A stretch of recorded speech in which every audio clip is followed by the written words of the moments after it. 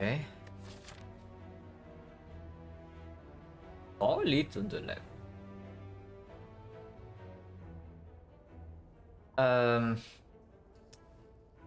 Cost 7 elite means double shot though.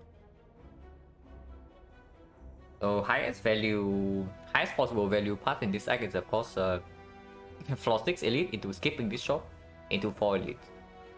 But no fire in the second half. This one is skippable for fire if we are too low here. It's always left side, right? Yeah, right side is complete nonsense. 0 elites if we do not take this one.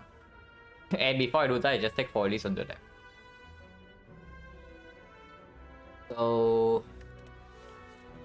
man, if this is slightly worse, then I would actually instant take 3 potions. Like 3 potions into 4 elites is super sick, but red catalyst, if we don't break on the red catalyst, we can still take 4 elites and then suddenly we have a strong neo option as well. Especially if we are double shopping, like Hand of Greed is even more insane than usual. Of course, Hand of Greed is only 20%. So Hand of Greed Apotheosis is 37%.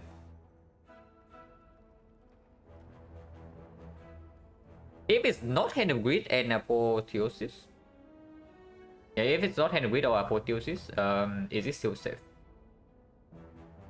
Panache probably it's quite strong later on, but for 7 it probably doesn't do too much. So Macchiato, thank you for the good luck. Sadistic nature, yeah, sadistic nature is okay, but the same problem, yeah. Sadistic nature and Panache both have the exact same problem. That they are fairly strong once we have enough cut rewards. But if we want to run into floor 7 elite or floor 6, it's a different story. The bomb is okay. The bomb doesn't solve this fight though. The bomb is okay in this fight, but it definitely doesn't solve this fight. Because it definitely does not help the initial split on turn 2. And then afterwards, whenever we want to get the bomb in play, we probably have to trade maybe 5 HP for it. So the bomb is definitely not as good in this fight compared to Slime Boss. If not the bomb, if not sadistic nature, if not Panache, and of course we don't take the Hand of Greed and whatnot. The Rocker Grub. Yeah, the run yesterday was pretty sick. Always feels good to win a run with 2 brick boss relics. Because I talked about it before, like it doesn't matter how good your relic bar looks. If you brick on your boss relics, it's going to be a very difficult run. It's just how strong the boss relics are. But honestly, yeah, right here the only thing that gave us the safe elite here is Hand of Greed or Apotheosis, right? So 37%. Every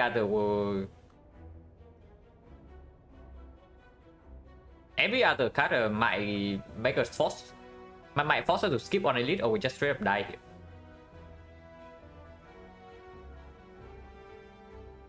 here. Bri on Sacred Back might have won the run over Energy Relic from the next spot. Yeah, potentially. Because at the end of the day, we never saw footwork, and then we also never saw any other form of defensive scaling. Also, I did not even see a second wheel. So we had exactly 1 wheel and 1 malaise in that one, with no dexterity whatsoever. So energy might actually have lost when the 4 dexterity gave us a win. But I'm not sure, because in the end we won the hard fight with like 30 something HP to spare, right? So even if we get I don't know, 4 dexterity is quite a lot. For 4 dexterity from the Sacred Bag is quite a lot, definitely. But it's actually not 4, yeah, it's only 2. Because without the bag we would still have a dexterity potion with 4 energy instead. So this 2 dexterity gives us like 30 HP. Maybe it did, maybe it didn't. Debatable, but of course the back make up for next 4. But we already know that. We know that the problem with the back is that it has inconsistent value in hallway elite fights, and you basically have to play Act 3 boss Scarlet with our boss ready. But yeah, it was good. But yeah, back to this one. If we cannot take this or this safely, like after we commit to death, yeah, we are forced into either double shot or at least this elite. If we do not want to take this elite, we can take this instead, but then we still have to double shot.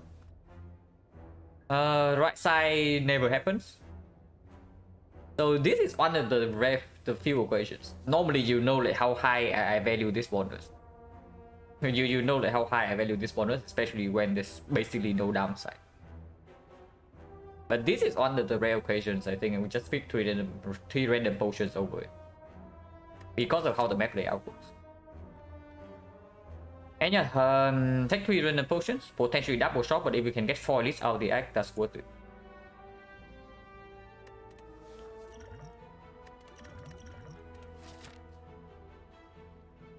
With the potion stat, we do not need to take advanced hallway. So we actually take 2 fights into 2 question mark and 2 easy hallway fights still. And then we run into the elites.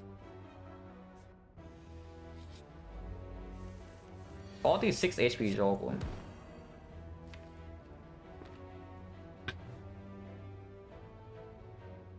Would I say I ever lost the run because straight minus 3? No. I never. Max HP from Neo is free to take. It's basically always free. If you lose the run because you lost by like 1 or 2 HP, it definitely doesn't come from the max HP from Neo. Because you also get a significant boost, you know, by trading that away.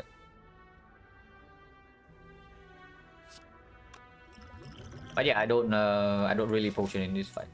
This potion might be used if we run into like double slam and the draw was fairly nasty. But definitely not here. Because honestly, I would even toss away the potions these fights drop to keep these damage potions guaranteed into the elite. Hello James, thank you for the good luck. We will slightly low roll the HP of this guy. He rolled absolute maximum, but the draw is not too bad. Potion stat, yeah, potion stat, and this time it's a little bit special because I picked this potion over 6 max HP for red colorless. And you know how high I value red colorless cards, especially for free. But the map layout is really encouraging us to take the early elite. Because you see 4 elites on the left and otherwise there's nothing. So blanks, thank you for the good luck. This I can wreck us next turn. Hopefully we don't get wrecked. Hello Mob, thank you for the good luck.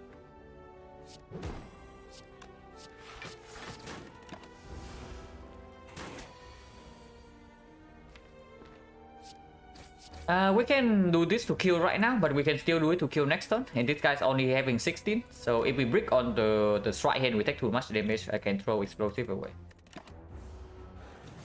Hello Suriken. Oh yeah, we draw triple strike, so we don't need a potion.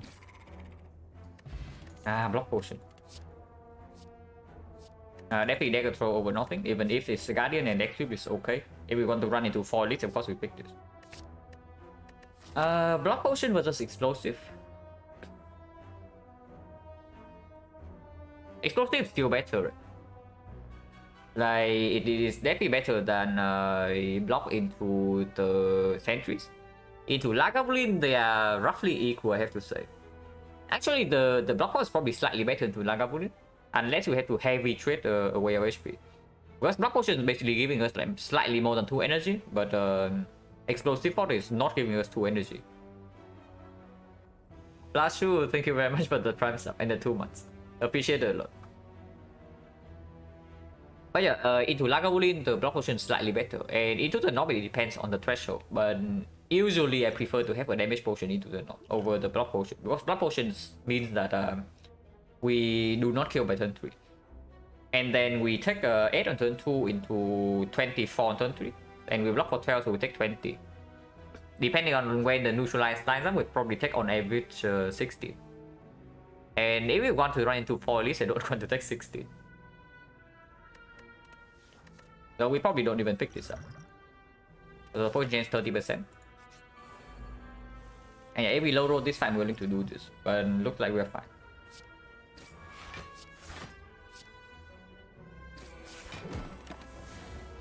At least I hope we are fine because they are like 7, but no, seriously. We draw either of these and we take 0 here, but instead we take 2. Yeah, like this takes 0, this takes 0, but here we take 2 damage. And I do not potion for 2, especially when potion change 30%. Also, they have to roll both more than 12 HP. No potion, 40%. Quick Slash is kind of stinky, but we do have an upgrade here. And it does work slightly better than Sucker Punch with the Flex Potion. Into the Guardian, not much difference. So yeah, like this is better in the Knob and it's also better with the Flex Potion. Into Lagavulin is way better. But Quick Slash, okay, it's a better upgrade as well. Yeah, we take the heal. I don't care if I'm running into double shot in this deck. I take the heal because we are running into 4 elites.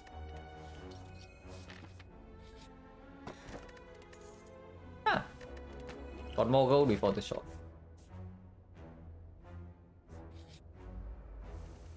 ATSC caught this.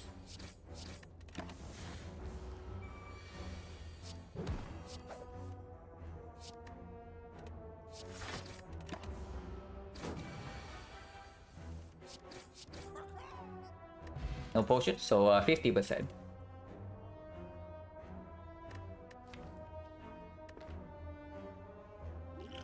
Now we do have 2 cards that say draw. Unfortunately, we have like 16, so this cannot play right now.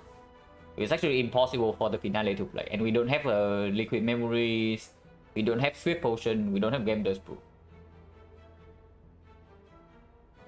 And yeah, if we run into 4 this, we don't take a speculative card, right? But what about Skewer versus Sneaky Strike? We do have Dagger Throw, so Sneaky Strike value goes up a little bit. We have like high energy consumption in this card, so Skewer value goes down a little bit. We want to upgrade Quick Slash, which makes the Skewer value goes down. So everything points out to this being slightly better than this right now. Skewer is potentially better with the Flex Sword, but not by much, because we still need to... This is basically still 15 damage. It cannot get more than 15. Unless we also draw into Neutralize and it's 20. Sneaky Strike is also slightly better than Lagavulin, but not by much. Into Sentry, this is way better. Into the Knob, it depends. Honestly, with 153 go, this is still advanced always, right? So I'm not too interested. I think we can accept this shop being slightly dead, but after this fight, we can still afford any shop relic here, common relic. And if there's nothing super good in this shop, we just, yeah, go to this shop instead. So honestly, it's fine. I think we take Sneaky Strike, I go here, upgrade the Quick Slash, and then we run into 4 elites.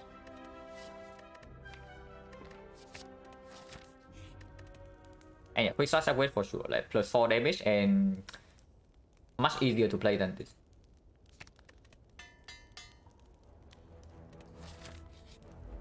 $90 HP now. Flex Potion right now only deals 15, so this hand is like completely bad. But we are very healthy. But man, this hand sucks. Technically, Flex Potion can still get 20 damage. At worst, it's still 15, right? So there's no reason to do Flex Sword right now. But yeah, at least we have full HP. Okay, this thing does line up and it's 20 damage right now. So we use the Flex Sword if we say that we need the damage, and we actually do need the damage. This turn we have currently 33, yeah? 33, so it's 53. We still need to do 22, which would be Quick Slash plus Double Strike, or the Explosive will kill better than 3. So that's fine. But we need, definitely need this.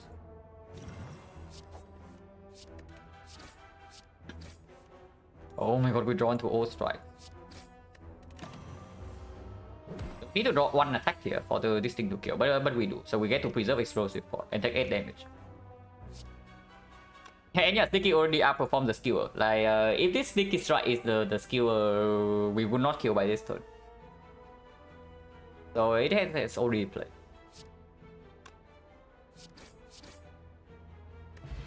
It's good enough? Yeah, absolutely. Like 8 damage, extremely fast.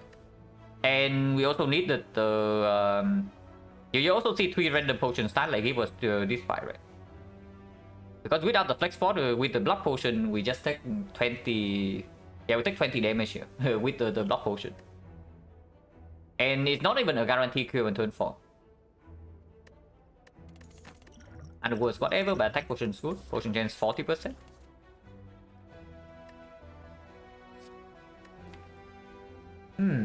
Do we have an upgrade?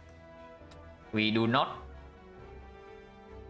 Honestly, if we have an upgrade, like bullet time would be like pretty sick here, but we don't. Hello, Melfa. Thank you for the good luck.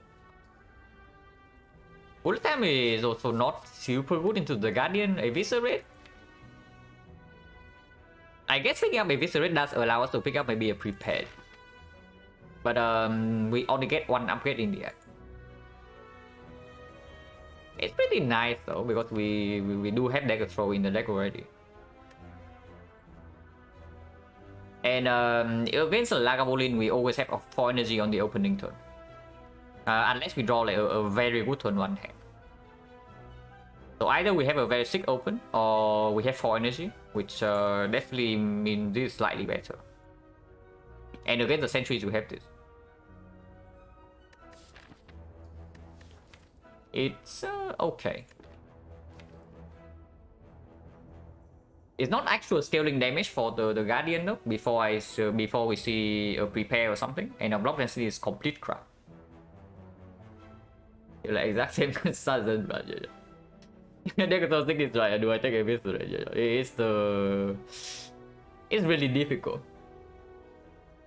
Because I talk about this card a lot. And I say that the card that actually enables this thing is prepare and not a dagger throw. And we just fought the knob, so like how much do we really need this? Honestly, I feel like bullet time might just be stronger.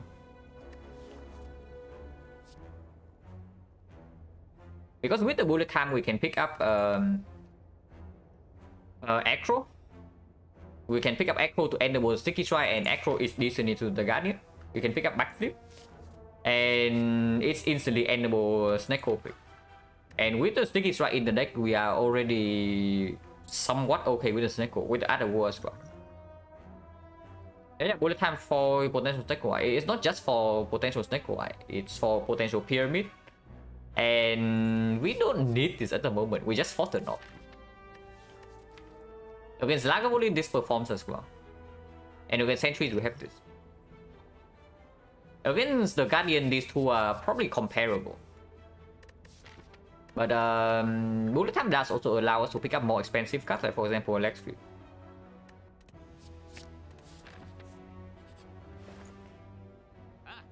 Well, I guess we spent our gold here.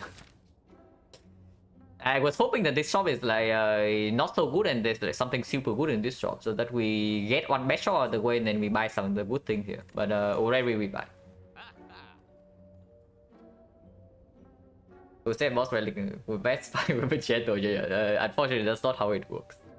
But yeah, already after we pick up the bullet time is huge, especially with the Sticky Strike synergy in the deck already. So we buy this. Unless you tell me that there's I don't know what would need to be here for me to not buy Orrery here. Like even Preserve Insect, I don't even know. Because Preserve Insect also doesn't give us a Guardian solution. Flipping Clouds pickable.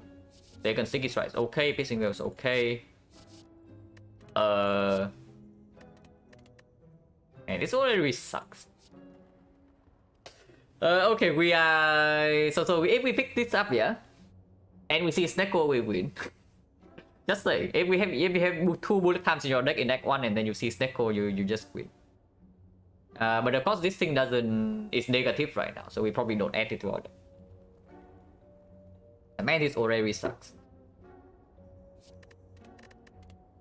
I can see Creeping Cloud into the Guardian and Creeping Cloud into the Knock, Creeping Cloud into expensive card into Bullet Time. 2 bullet time, yeah, 2 bullet time to die here. Because honestly, right now we still don't have a solution for this guy yet. And unfortunately, this Orrery also doesn't give us one. But I can see its second Sticky Strike. Tactician way too early, especially when we already have the energy source with this. If there's an Echo in this Orrery, I would actually pick the Tactician, but there's not. This one Piercing Wheel is pickable because we just fought the knock, and against the Guardian this is okay. But yeah, unfortunately this does not give us any actual damage for the Guardian, so now I'm like slightly worried. This is okay, but it's not that good. But yeah, we can pick it. Second Sticky Strike, and we pick one whale. And this one we skip. And this one we skip. So this already is pretty garbage. Unfortunately. Usually you don't run into a garbage already in Act 1 that often. But unfortunately here it's pretty bad.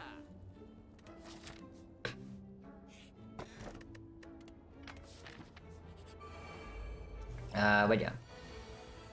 Doesn't line up. I think I want to put 4 poison over blocking for 3 more. Actually, it's not blocking for 3 more because it's apply weakness and then we Piercing Wheel block. So it goes to 4 goes to 3. 7-3 defense better than Piercing Wheel here if we want to play Creeping Cloud defense and preserve Underworld energy. I mean, we have Underworld either way, right? So I think I want to apply 4 poison AoE here. And do Piercing Wheel to strip into Creeping Cloud. Yeah, 4 poison AoE because our AoE damage is non-existent and we probably use Explosive Pot as well. So 4-3 plus 10 from here is 17. 17 is 23, but we do have 4 energy next turn. So decent chance we actually can line up a kill. If possible, I want to preserve Attack Potion because Attack Potion Explosive is way better in this fight and Attack Potion potentially is good in the match, not rematch. Also get this out of the deck immediately while getting value out of it is just good.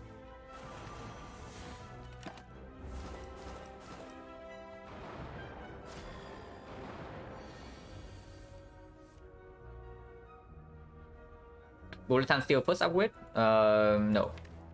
The first upgrade right now is Creeping Cloud. To give us a little bit of passive damage into the Guardian fight. Yeah, it's just the Cloud first before this. But there's still a chance that we can see Snecko, and already did not give us any card draw. So this 24, 24, 34. 34 plus 3. Perfect kill on this. 1 off on this, so of course we target this one. Even better.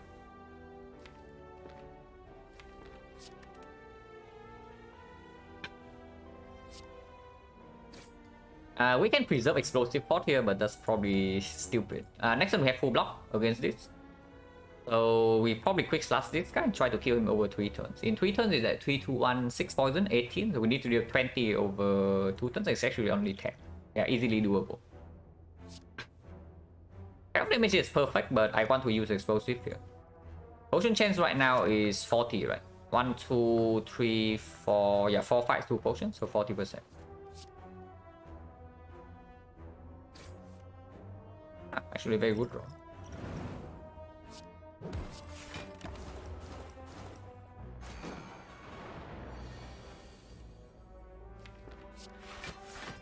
Guarantee lethal on this next turn.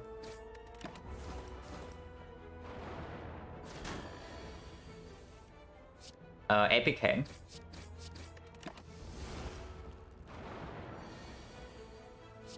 So 7 damage taken in the Sentry's fight, 1 potion used, but now we have White Beast. None of these help against the Guardian. Like the Dagger Spray does not cut it, and we just fought the Sentries. Concentrate definitely not, and Arm Maneuver so definitely not. Arm Maneuver sometimes, but we need more draw for it to perform.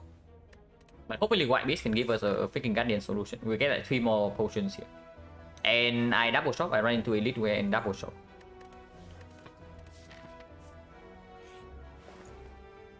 We only lose on the pellets. I would actually maybe buy this or this. But we are 1 gold off from Deadly Poison to solve the Guardian. But yeah, there's nothing to buy here unless you tell me Endless Agony is good, which it is. Honestly, Endless Agony is good. With the Quick Slash, Dagger Throw, and bullet time, it doesn't matter. Like, this combo doesn't matter, and sometimes it makes the Snecko eye worse. And right now we are definitely picking Snecko, if we see it. Maybe not over something like insanely good, but I don't even know what that would be. Okay, how's now not damage? Only this one going better than yesterday. Access point energy, consistent potion pickup. I mean, you can say that after we survive this fight, because right now we are not favored. I'm just saying that right now we are not favored in this fight, so we probably take like 30 plus here. Unless these fights give us something good. So yeah, like do not count your chickens before they hatch, because we can still absolutely die to the Guardian. Which is why I'm slightly hesitant to pick this up, even though it's good for our deck. But it's not a good card in the Guardian fight. And of course, if we see Snecko is slightly weird. It's not that weird, but it's slightly weird. But yeah, you also see like how strong the 3 potion stat actually is, right? Compared to the other options. Like red colorless brick, we absolutely cannot do what we are doing right now. Like we took 2 edits and we still have 1 potion unused and we are at 58 HP. That is not possible if the red colorless card doesn't give us the 2 big hits. But yeah, how's our knock damage? If we don't need Agony for our knock damage, then I don't pick it up, because it's not even that good into Lagavulin. Knock damage is pretty difficult to calculate because of this double sneaky strike thing, but we can try. In 3 turns, we draw 19. Draw 19 is a 1 card in its bottom deck. Let's assume that we draw Cloud on turn 2. So it's like 7 damage. But only if we play it, we might not even play it.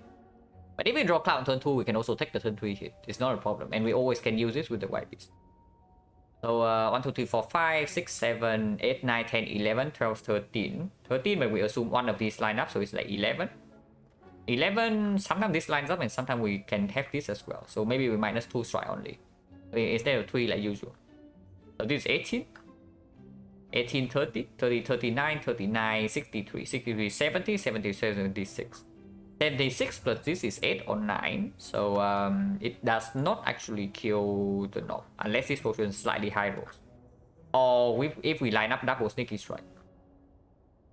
That probably tells me I should pick up the Endless Agony, because if we don't actually have a good answer for the Guardian, then one way we can solve the Guardian fight by having like a lot of HP. So if I run into the knob, I actually want to kill by turn 3. And right now we are not like super favored to kill the knob by turn 3. So that probably tells me I should buy this. And we will still have enough gold for Act 2, yeah? This is like 60, 75, 150 gold here. 150 gold if I buy this. We have 12 gold, so 162. 162, 177. Yeah, it's enough going to Act 2. And remove still 75.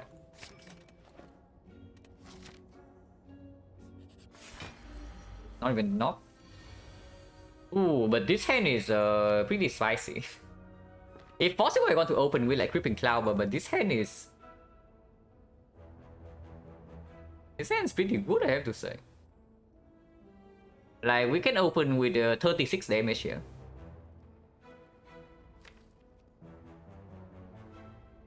And there's still weakness plus some block cast in the deck. If we wait, like, how much do we open for? Because we do have 4 energy on the opening turn with the other pool. So if we wait right here, 4 energy would be 12 plus maybe open with the cloud's like 10 damage. So 22, 22, 28, but we have weakness. Potentially 36.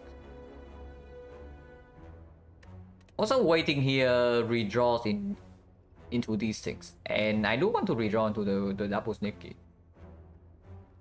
And we can probably wait. Yeah, we can probably wait. There's no chance for this to be grand finale though. But ideally on the opening turn we have 4 energy with both the Cloud and the Agony, and then I can open this for potential choke or finisher.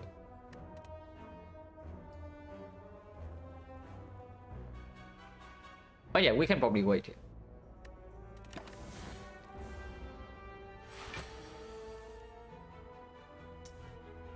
I guess we open now.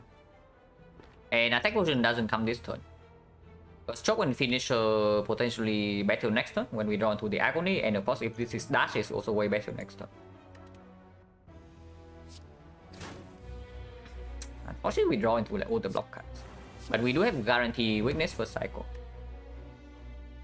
This card is...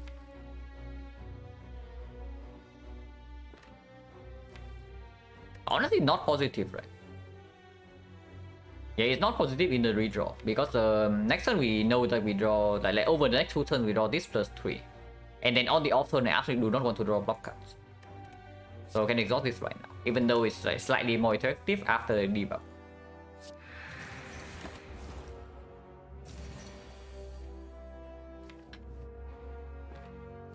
Now, attack potion right now, because we do get to play like 5 cards. So choke finisher very good right now, dash extremely good. Yeah, dash. So bullet time does give us 1 energy here.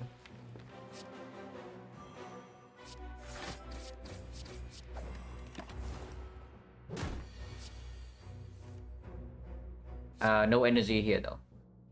But we can still play it to make it happy. Our deck is slightly short, but we do have things that are decent post debuff, like the quick slash burst and the dash. We don't actually need to play survivor, but we can do it to make the sneaky happy.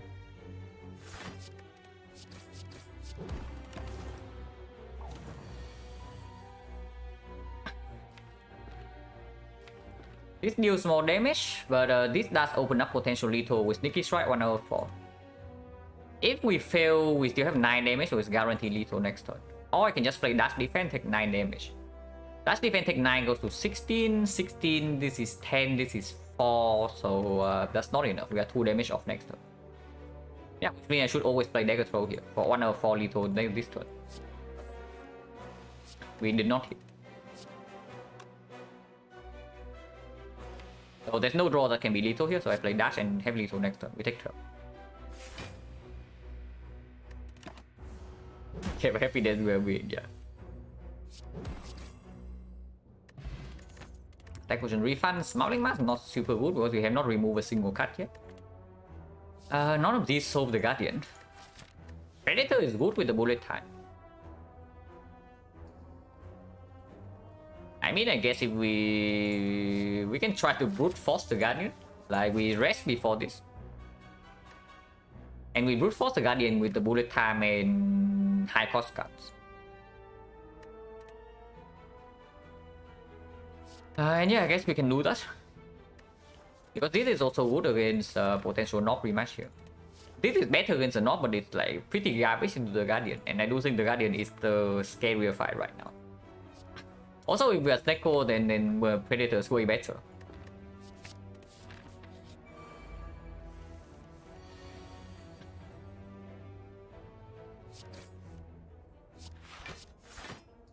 Rough damage is a perfect kill with the Sneaky.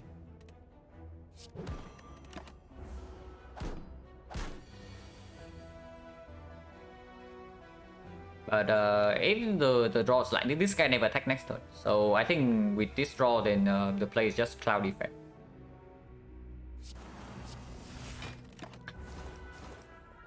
Because we do get our energy as well by doing this. Not like it matters.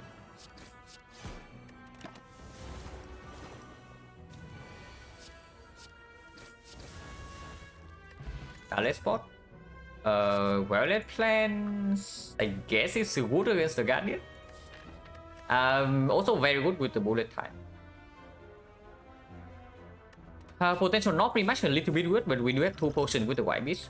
And this potion is not that good in the Guardian fight. We don't want another attack card in our deck in that fight. So we can definitely use this in the North fight if we see it. And yeah, this is good into the Guardian. It's good with the bullet time. It's good if we see Snecko. If we see Pyramid, we are slightly set to pick this up, but we don't even upgrade it right now. So it doesn't matter too much. Better has me on favorite sign, kind of top 3. It's really cool. It's not that good, but it's really cool. It does allow you to do some really fun stuff.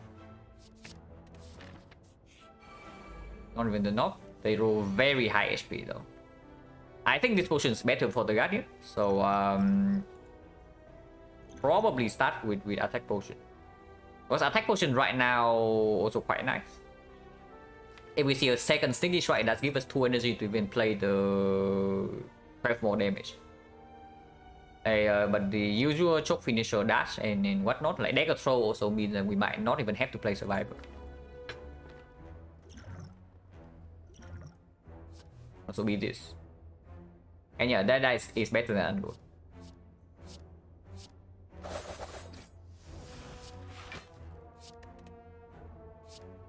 And like this, we definitely take 2 here. Seeming Sicko, yeah, it's screaming like Sicko so freaking hard that it probably doesn't happen. But yeah, bullet time give us a lot of energy, and unfortunately we also don't draw into any block. So do we have a kill here on this? Otherwise we take 10. We do, right? 6 here, 21, yeah, we do have a kill here. So we just do that. And yeah, bullet time predator combo already showing why it's like fairly strong.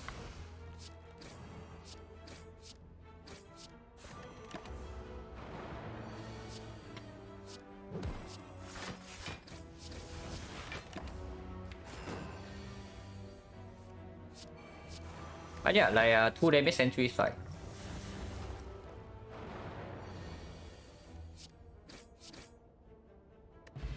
Kunai, okay, maybe that solves the Guardian. This definitely solves the Guardian. But do we want it? Because if we pick this up, yeah, and we don't see XecnaR-1, very sad things happen. Kunai GG, yeah. Honestly, I should have a freaking Kunai GG emote. I should probably get it made like at some point. But backstab, however, backstab is good to guarantee proccing Guardian on turn 1, on turn 2. Backstab is good to get immediate kunai stack. Backstab is good with our deck being like so freaking expensive already. And it is a card that exhausts them, so if we can outscale the Guardian with the kunai, then everything's fine. Honestly, with the kunai right now, I don't think we even need to rest before the Guardian. Like with Webless Plans and the kunai, we can actually outscale the Guardian that way. Especially if this gives us a block cut. I can see picking up bullet time and then upgrading Creeping Cloud. Or Webless Plans, one of these two.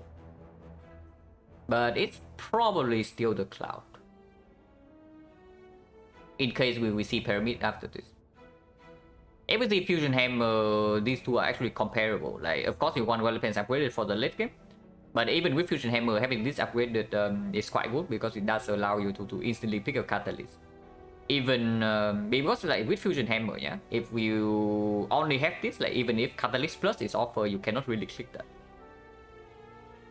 But with this upgraded, it's different. And of course, with the Pyramid, this upgrade is way better than this. And yeah, it is backstab over the flash. Even if the flash solves the Guardian damage. If we have kunai and we can also use Strength Potion, I don't think we actually have problems dealing damage. We just might have problem with taking cheap damage, and if that's the case, then this is better than this. Also, it's way better into Act 2. And yeah, we can upgrade the Cloud, or we can upgrade the Webless Plans. And I think the Cloud upgrade goes first, for the reason stated just now.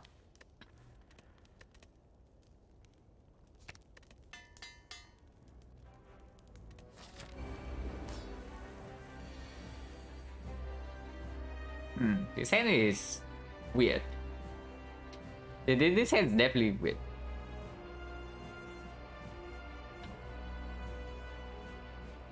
So there are lines here. I'm willing to use both potions in this fight because there is a very small chance, very small risk of death here. So before I do that, I just use potions with the white beast. I guess we can open with Catalyst in case it's Apotheosis, then it can happen right away. If it's Sadistic Nature, it's also way better this turn. Oh. Well, this basically means that we cannot die to the Guardian. However... yeah, okay, do I want to die here or what? If we pick Hand of Grid here, the chance of us dying actually increase, yeah? Just saying. Because the block density in the deck is lower. The payoff is 20 gold.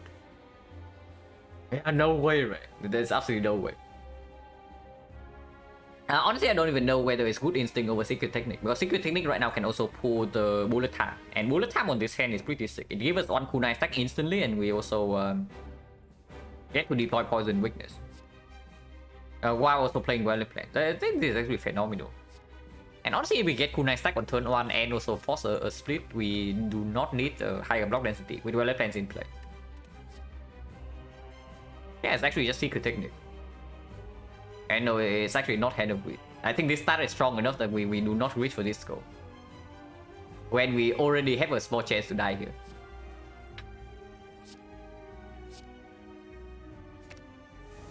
But this hand, if I do not use Strength Potion, how much damage do I have? I want 1 kunai stack, and I do not want to split it this turn, because I want to maybe exhaust Agony if I draw into it like soon, or this card. So this is going to be 30, 37, and then I can hold the backstab. That's perfect, yeah. And yeah, we do not need Strength Potion yet.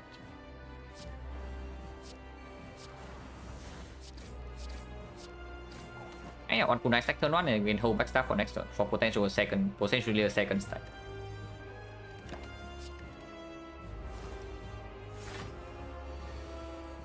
Yeah, there is a second stack here. Unfortunately, we don't get to exhaust the Agony, but I guess that's fine. Because we already have 2 dexterity.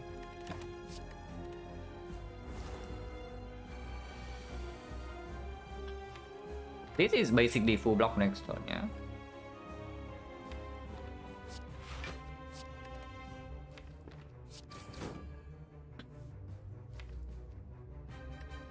Next thing is really weird, but I guess that's fine.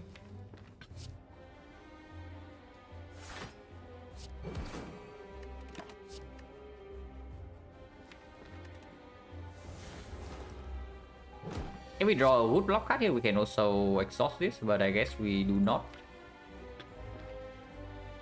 I can pay 4 HP to exhaust the Agony and hold the other Agony.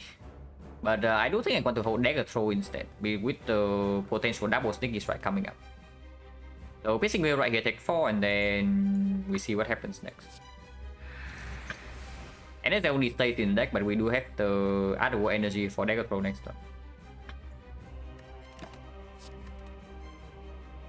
And here you see why I'm saying that the Hand of Grid actually gives us a chance to die here. Right? That's why I don't want to do it.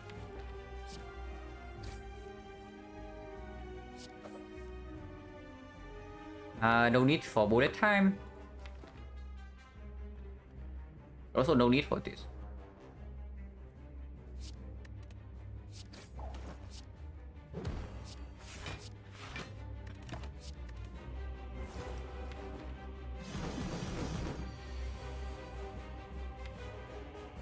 I think I want to do bullet time Predator.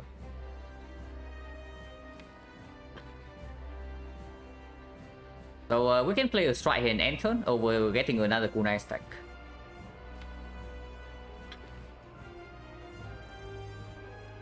Yeah, strike end turn, hold bullet time, and continue.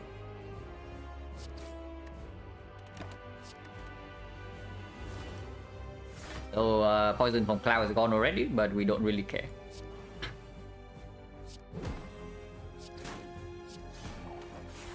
Because we have like 4 dexterity now, and we can attack during the off turn sometimes. If we get these things exhausted at some point. Otherwise, can be quite bad. But with 4 dexterity, we can actually just block the 36 sometimes. I guess we can exhaust all the Agonies now, which is pretty sick. That's pretty sick. We play 5 attacks. I don't think we even play sneaky then. So we play 4 attacks here, and we take 16. We take 16, we take 26, but we block for 30. So we are fine.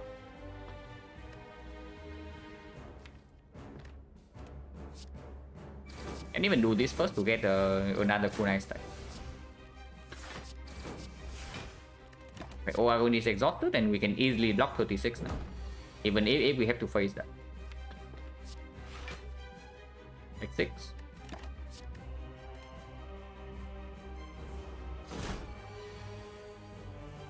Should be completely fine from here.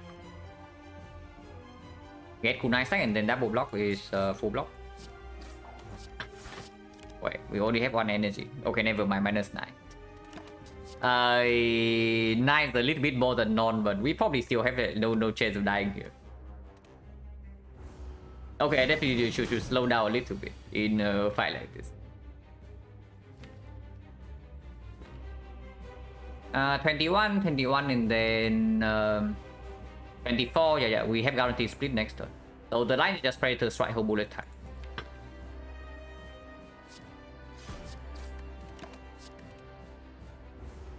Yeah, 9 HP is like 2 HP in the next side. It's not that bad. Yeah, copium and all that, but it's not that bad.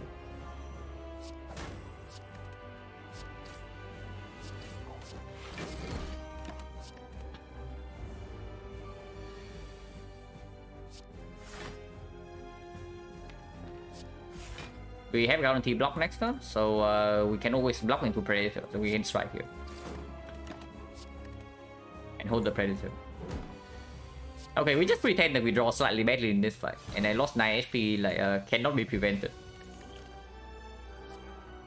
Yeah, Malays with the kunai. Other Malays is trash and trash. So we pick the Malays. Yeah, Malays with inconsistent weak chain. Like after Cloud is exhausted, like after first deck cycle, we have no weakness. And of course with the kunai, Malays get stronger. And yeah, of course there's no snack goal. Don't even start with the back, yeah? Like I know we have White Beast and I know we have the full choice in our belt right now. But don't even start with the back. Because this deck definitely wants energy. Like this deck wants energy like so badly.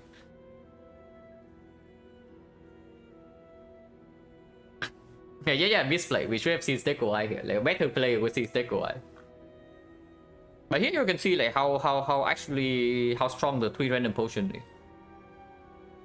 That it allow us to get a knight like this. But yeah, if it's Kursky or Dome, then it's definitely Kursky. With the Smiling Mask with the blue key taken already, it's probably a very obvious Kursky here. First relic Toy Disruptor. Yeah, if we have Toy Disruptor right now, if we already have this in our belt, I would actually say maybe it's the back. Because even if Kursky is slightly better than usual, he is still pretty bad because we are very behind on reboot. The problem is that yeah, right now we don't have any sustain, and this can only do so much. Energy is also stronger with both the Malays and the kunai. So we just pick the energy.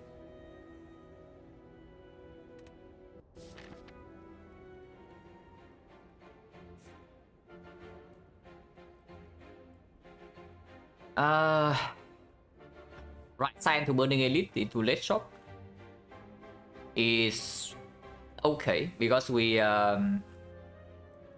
late shop right here also means that we can open this chest. As if we have taken back, probably. Back is definitely the greedier line. And if there's anything I know about Life Force is that he's extremely greedy. We take back, yeah, absolutely. We have 5 strikes, so it's clear. If we have 5 strikes, then we absolutely take the bites. And by kunai also mega synergy. So yeah, the thing I like about this is of course the shop being here means we open the chest. We can open the chest, and this also doesn't give us advanced always before the 2 elites.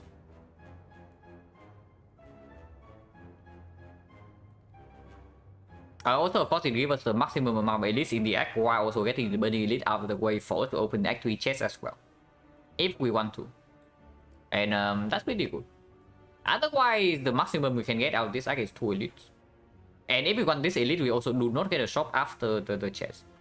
So if we see a big chest right here, we cannot open it, which is slightly sad. Unfortunately, we see the one boss that the kunai doesn't solve.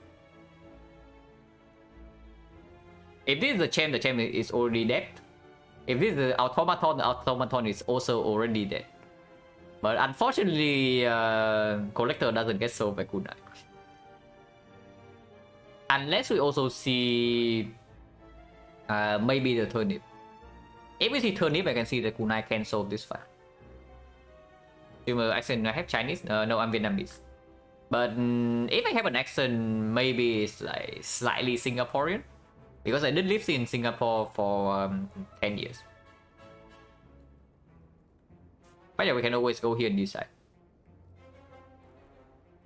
Say Hoa Lao? Yeah, Hoa Lao. Hoa Lao.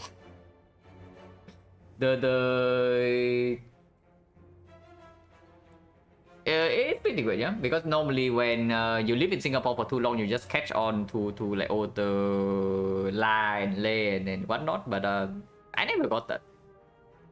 Yeah. So say lie and whatnot. Actually, even Singaporean. Okay. Yeah, I know like Singaporeans have a very distinct accent, of course. But I have not heard myself talk too much. I study in Singapore for both high school and university.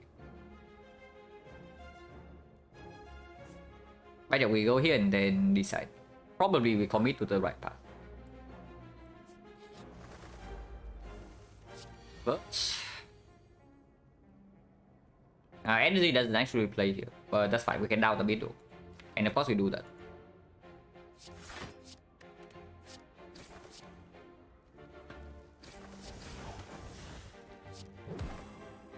Slight misplay, -1 damage, but hopefully doesn't matter. Honestly, with the Creeping Cloud in the deck, I think I just play Backstab here because it means that Creeping Cloud will kill this guy next turn. And 5 damage here, I don't know how relevant that would be. Thanks, Master. No problem.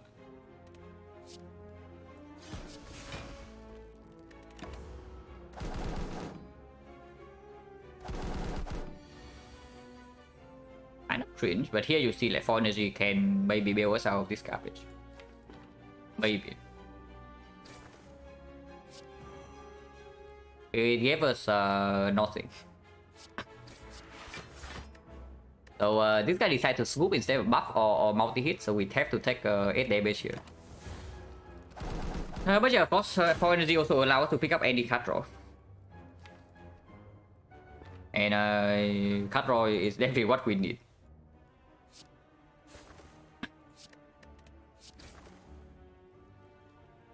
And down this one, and the next turn we have Piercing Veil to full block this.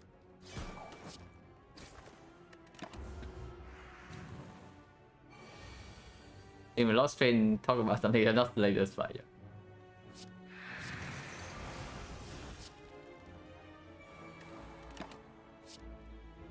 Honestly, I don't even want to hold this.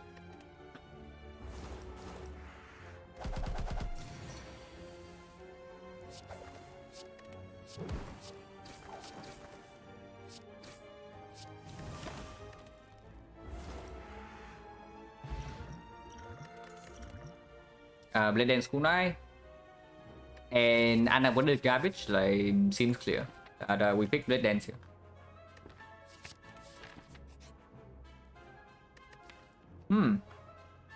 One, two, three. And Predator Necronomicon into bullet time. Now that is certainly something. Unfortunately, it means that we are it's pretty low into to this part, but we can figure something out. Of course, we take this.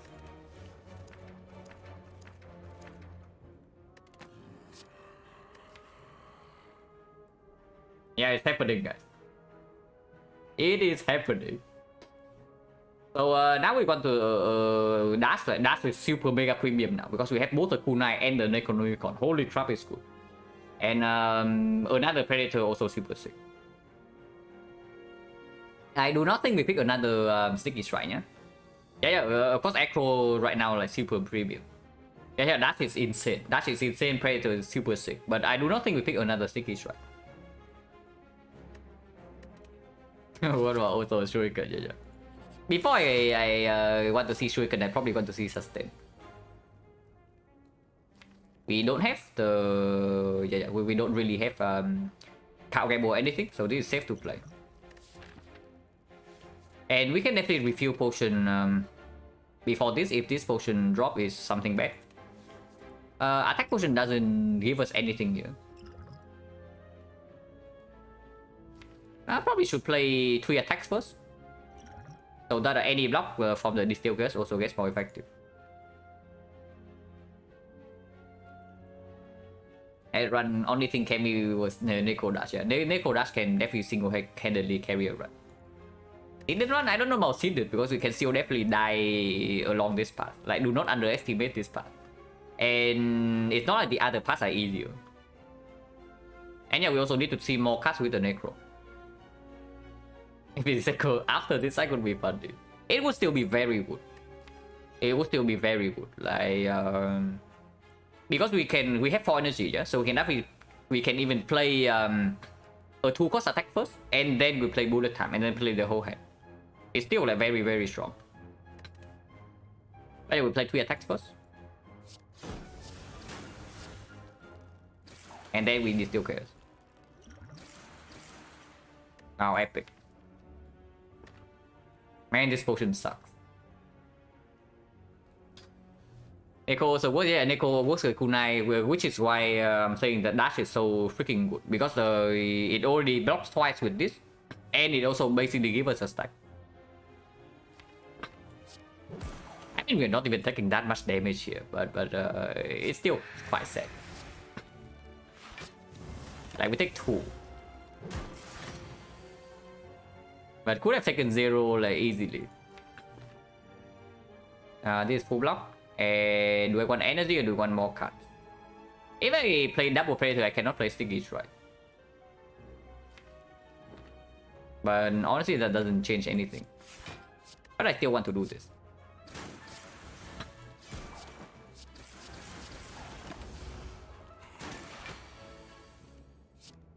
Nothing to set up.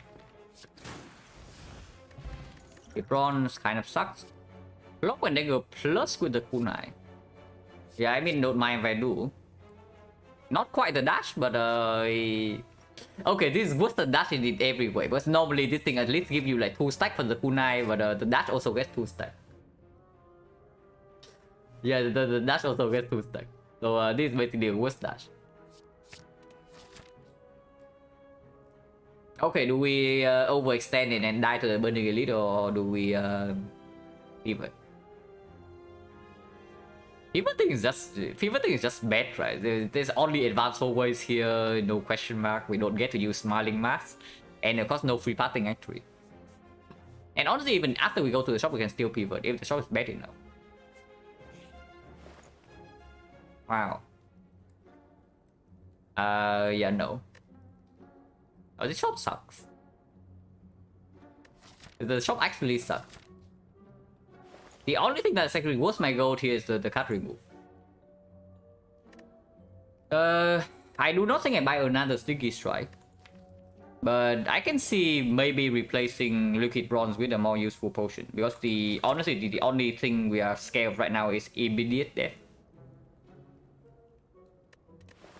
So if I just take the card remove and do not replace these potions, and we move on, we have 132. 132 plus 90 is 120.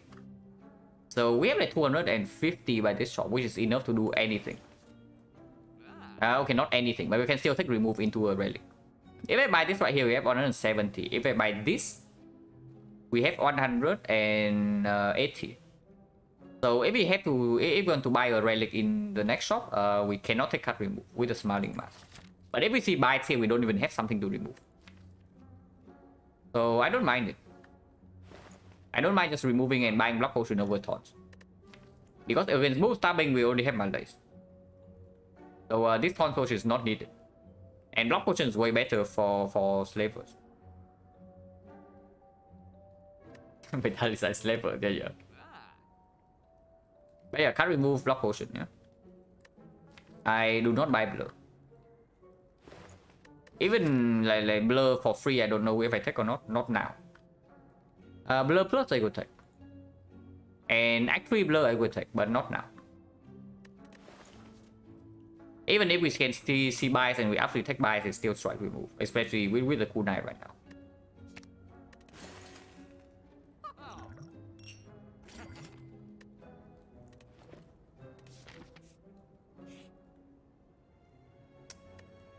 Cringe. So we probably cannot buy relics here then, because if we open this chest, and then of course we need to freaking remove the curse here. Silent gets most of the block from relics. Yeah, half of them, a lot of things come from relics for sure. Because if you do not rely on relics, then it's either just red form or you have to have multiple footworks, and multiple footwork is way too slow for most fights. Which is why you also see why I try so freaking hard to get maximum elites like always. Even if the deck is looking relatively strong already. Because yeah, like having enough scaling for Act 4 is really difficult. So if we take the upgrade, what is it on? I can see Predator upgrade is plus 10. I can see Malaise upgrade for potential book. This upgrade is plus 8, but it's definitely not as good as Predator. Bullet time upgrade right now doesn't make sense because we don't have real cut draw yet, and we do have 4 energy. Violent Flames upgrade is quite good, but we can also just remove a strike because like Shrine Garbage also means that this is not even... Wait. It is after the shop, so if this draws the shop, it's actually really bad, but usually it's not. And also we are facing like 3 elites immediately before we even have a chance to freaking roll bites here. So yeah, I should probably just remove the freaking strike and move on. Echo Sneaky Malay, yeah, absolutely. We can duplicate Sneaky into playing it, but it doesn't gain as much energy as you think. Because you need, this gives you 2 energy, yeah, but you need to commit 1 energy on the discard beforehand. So this only gives you 1. But yeah, even 1 energy is still malicing for 5, and malicing for 5 kills the book. This is more costly than the shop remove, by the way, but we are still taking it.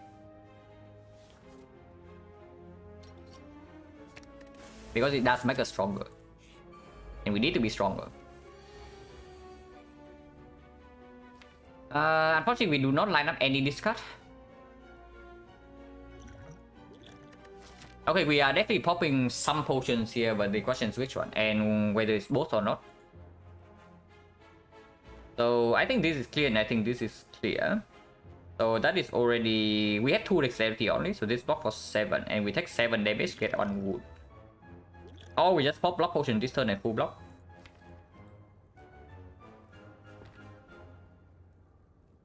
So do we need this or not?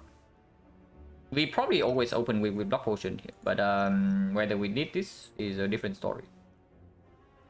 Now, if we attack with this, it's 24, 24, 36, 36 plus 36, 47, 47, 53. 53 is at 110. And afterwards, we do have Malay. This potion is better for slavers as well. So, if possible, I want to preserve the strength potion. Because yeah, after the Malaise is down, after Wildlife Plans is down, after we only stack up like 2 dexterity turn 1. This guy cannot deal damage to us after we draw through the first deck cycle. And the strength potion definitely does not give us a kill before we draw into the entire deck. So it makes no sense to strength potion.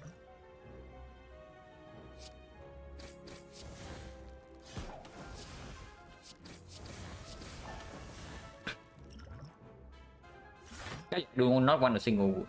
So I block for 2 over dealing 6, but it also doesn't give me kunai stack. Yeah, my turn 2. So I guess we take 1 hit. and 3 wounds. But if Malay is down turn 2, we are also fine. There's no need to actually take other war here. We can, but we'll see. 6 damage. Extend weakness by one energy. Energy can play next turn with the quick slash. With this, absolutely we need to play. And with the attack being big hit next turn, so we also need to block. And yeah, weakness doesn't play, right? Because 4 weakness plus this is 6 already.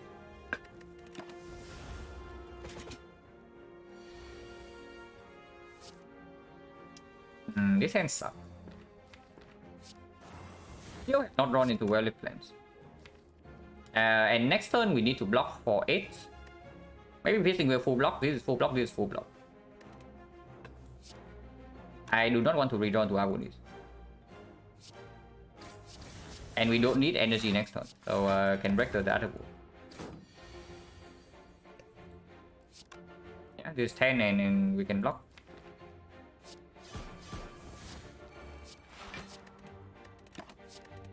Next turn is still only 12, and 12 is easily blockable.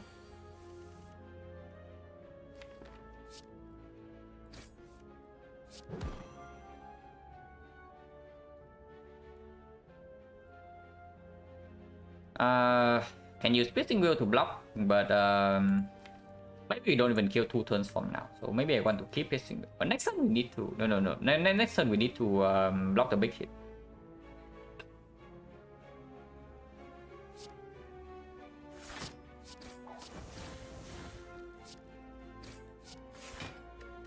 So I keep this around.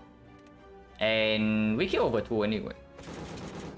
Or we still can full block, like no problem.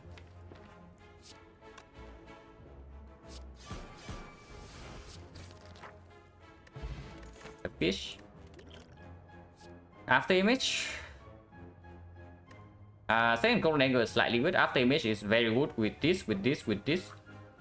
Not as good with the Necronomicon and the Kunai and the Kunai and the big attacks, but it is good with bullet time. And it's definitely a way that we can outblock Collector. Also give us 9 gold. Okay, 9 gold is what pushed me over the edge, guys. But we are resting, yeah. We just fought the book, so there's no need to upgrade this. And we have to fight Burning Elite here after one Elite fight. Cutthroat exist, yeah, Cutthroat exist. Surely they exist somehow. In some way. She attacks on turn 1. That is fairly nasty. But we also don't take a lot of damage if any this turn. If we open with this. And this kills the Fact Remnants and we do that. And now we can double block here and with the Essence of Steel and we take 0. And we still need to block for 15, so it's double block over Quick Slash.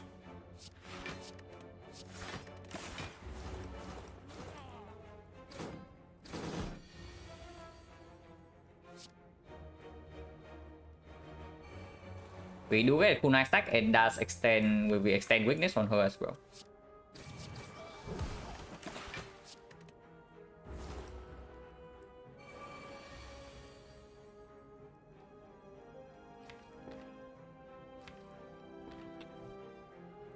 So this is slightly weird, but I think the line just double Predator here into striking the leader and then hold, play the defender full block, get a Kunai stack, and we hold bullet time for our 9 card hand next turn.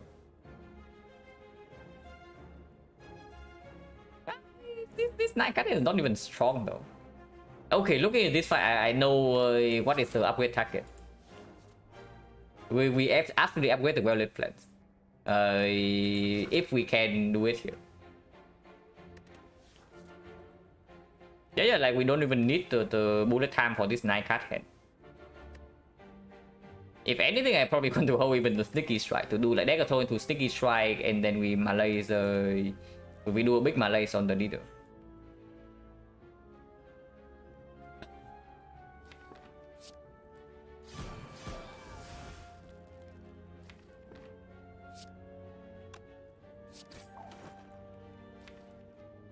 But yeah, I definitely play defense, and what do I hold here? I draw 9 out of this. With Sneaky, if we draw into the dagger throw, which happens 9 out of 10, then we get 5 energy, and that's more than enough to actually spend. So yeah, there's absolutely no reason to even hold bullet attack.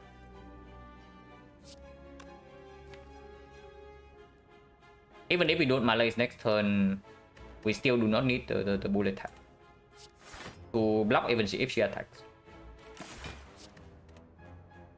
And this also deals more damage. Actually doesn't even attack, and we also don't draw the freaking dagger throw. Yeah, okay, cool.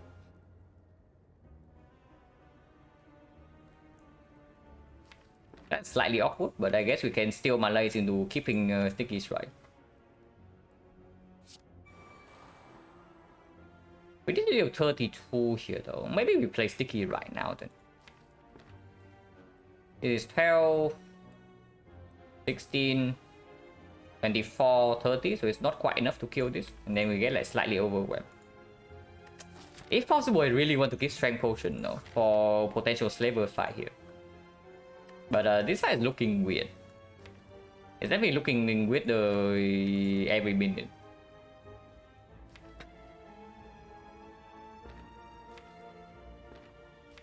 Yeah, like 1 out of 10. If we land the dagger throw this turn, it's so freaking easy. But we did not. So now it gets weird because we malaise right now, and then if we don't malaise right now, next turn she does not have weakness. If we malaise right now, we cannot kill this guy. And then she also resummons. This potion is so freaking strong. Maybe it's not that strong, and we do have 2 more potions. Kill and hold will, but that she resummons if we don't pop the because you see, yeah, kill right now it means that we kill the gremlin and not dealing any damage to the leader. So the fight doesn't progress, and then she resummons, and we still need to continue doing the same thing.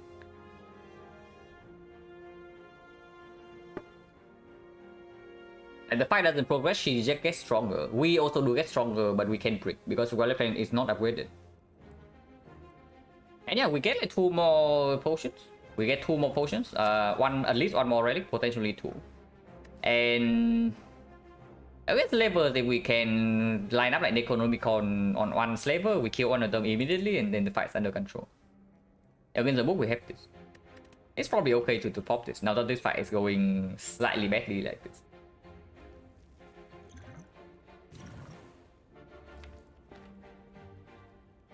If that's the case, I just want Kunai stack this turn then.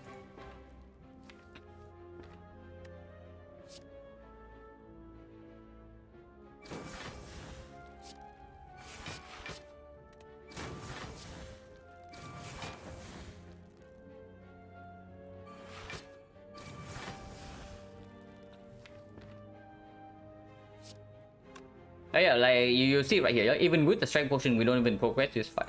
But now we have 2 strength to push damage on the Gremlin she resummons. Unlacing for 1 is slightly sad, but also get this out of the deck.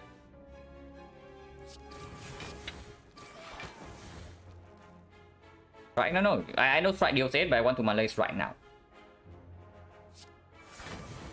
I know it doesn't keep her weakened, but gets it out, like it also reducing 1 strength is not nothing.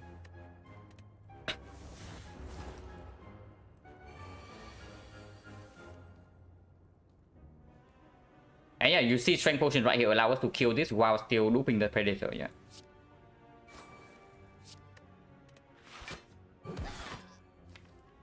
And we do predator on the leader for sure. Even if she attacks next turn, we do have piercing will, we draw 9 cards, potentially bullet time.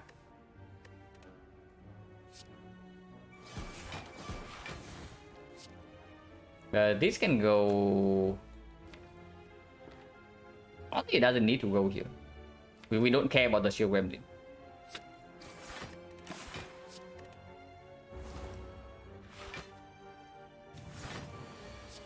That's not even attack.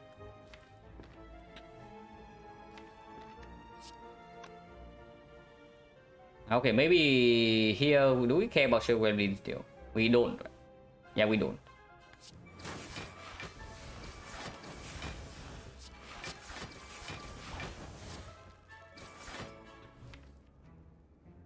yeah, next turn either we draw to Sticky Blade Dance or we draw to Quick Slash Sticky Blade Dance. So we always kill next turn.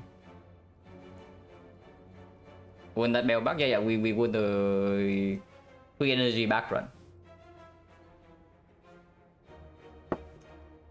And here you see also why the strength potion is actually relevant. And we have guaranteed lethal next turn, unless we bottom deck Quick Slash, and then we have like 28, 18, 46, yeah, we have lethal no matter what, so it doesn't matter what we keep here.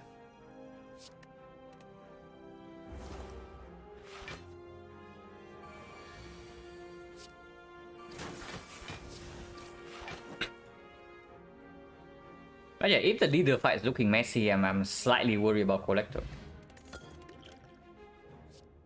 Another Cloud, this thing does not get duplicated by Necronomicon, and Unavoided Cloud is just mediocre. It's not good enough. So we probably do not take this. Medium chest.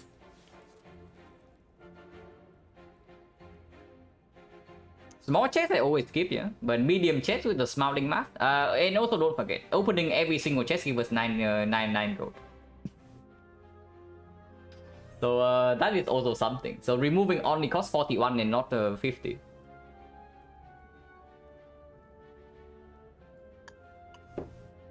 And yeah, small chest I never open, but this is freaking medium chest. If the chest gives us gold, is already worth it. And we do have 50 HP at the moment, so how often do we actually die here? Not that often, but turn 1 we have Lantern Fun Load, and then we can use potion every fight.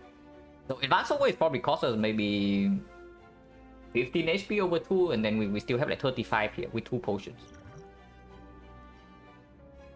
41 and the base card left? It doesn't matter, I don't really care about card remove. Of course, it's good to remove cards, but not removing one strike is a big deal.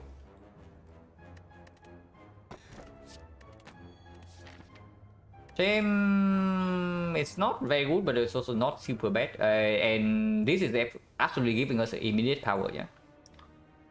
And also advance the rare relic pool by 1. But yeah, we did not get go in the chest. That's cool. Is that good or bad for us? Maybe it's slightly weird because it does mean that we cannot duplicate Predator guarantee. But we can duplicate like Quick Slash now, and this also can cost less than 3.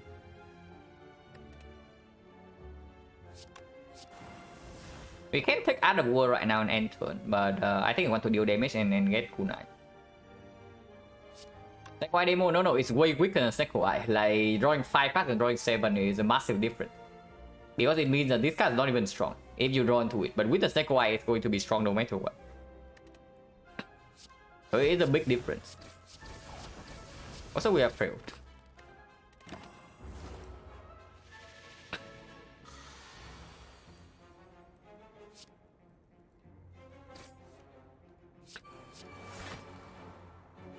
So double Sticky Strike and get kunai stack, or just Malaise for 4. Malaise for 4 means that this guy goes to 14, goes to 10, so we take 8 damage. If we do double Sticky Strike, we block for 4, but Malaise for 1, it means we go to 17, 17 is 12. So we take 8 damage. We take 8 either way. And if that is so, then we just Malaise.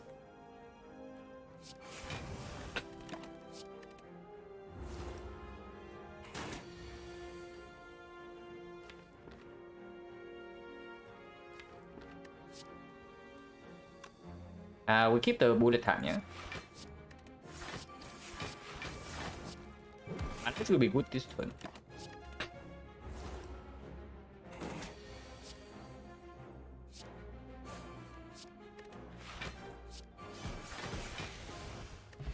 Stop pot. Skewer, Necronomicon. I'm going to skewer a little bit weird. Easily open up Chemex. And we have seen a lot of shops. So the chance of us actually see Chemex in this run does increase. But we cannot afford Chemex if it's here. Not really a real combo with Sticky Strike. And absolutely not a combo with Bullet Time. A dead card when Malaise is in hand. I don't like it, it's not dash. I can backstab with a lantern right now, also not interested. Yeah, we don't pick this. Skewer plus I would maybe pick, but skewer minus not really. Strength Slavers. And this opening hand is like very cringe. So better be careful, yeah, because we can absolutely die here. But man, we are actually floating. Like how much energy are we floating now? Of course, we do not wait for the redraw on this, so we use this right now. So do I need to steal potion to block here? Because we do block for 24, so no, we do not need to use a single potion. We take 1 damage.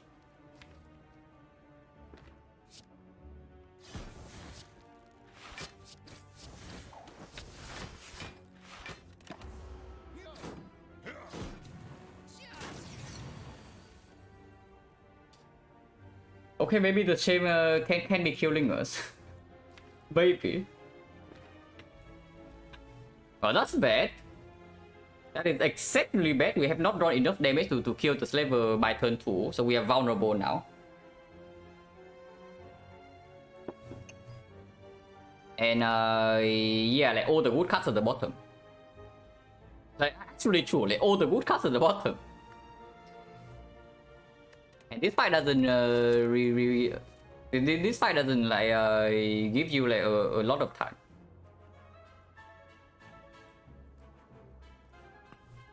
I mean, what we do on this turn is clear. We absolutely block potion and we absolutely play 3 attacks. But the only question is whether I play neutralize here or here. And do I even play double strike here? Double striking here means that this guy goes down to 70. He needs to die next turn. We don't even have block cards in our deck to use this potion anymore. Like, that is so screwed up. That is actually so screwed up. But taking out the war this turn is never happening, yeah? So,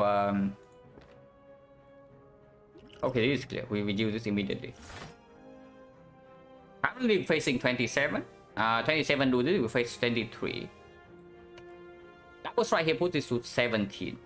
17, if we draw into any of these, that's already a kill. So we assume that we don't draw into any of these. And this is 8, this is 12, this is 6, so 17 is a threshold, like Blade Dance plus Strike. Or maybe Endless Irony plus Dagger Throw or Quick Slash. What's possible? It's close. It's not exactly the worst, but it's very close. Like, you see, like, the first 12 cards we draw in this fight, like, what the hell is this? Like, also, it prevents us from building ourselves out after we get vulnerable with this potion. Because, yeah, we cannot actually... We don't have any block left in the deck. And that is insane. Because this potion can usually give us, like, 10 to 15 in this fight. Even when we are vulnerable, and then we don't die.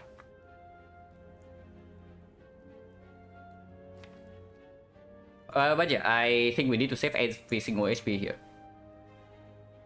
This 3 HP here, this 3 damage here goes to 14, and 14 is not an actual threshold.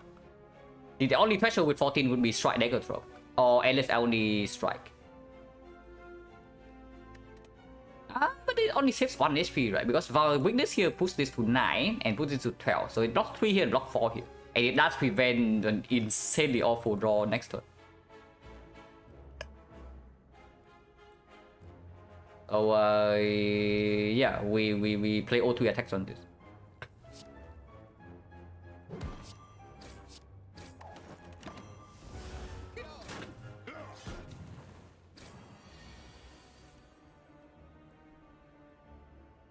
Currently dying, yeah? And if we are currently dying, we either need to kill this turn or we need to play the cloud.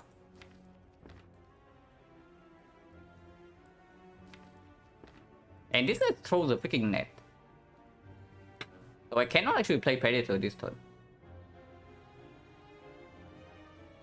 So I see the line being maybe Dagger Throw here, fishing for potential Sticky Strike. If we do not land into Sticky Strike, I play Creeping Cloud Violet Plants. And your Cloud needs to be played this turn or we die on the spot. The other line is of course Creeping Cloud into Predator, but Predator kills this guy, so we don't get to actually Necronomicon draw 9 cards.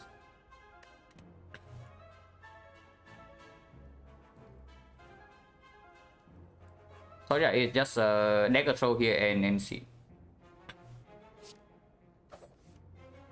Bullet time. Does bullet time change anything? It definitely does, right? I think with the bullet time we don't even play well-lit plans. And when the next campfire, optimistic. You assume that we get to the next campfire, because do not forget, Advanced always coming up next. And it's not even a guarantee that we get out of this fight alive. Like, we don't die this turn, but not dying this turn doesn't mean that we win this fight from here. Not playing well-lit plan does allow me to put 12 more damage and get a cool nice stack.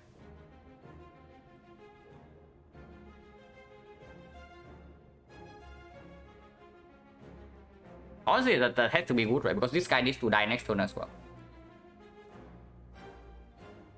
So we don't even play well-lit plans, even if it can cost us in the redraw.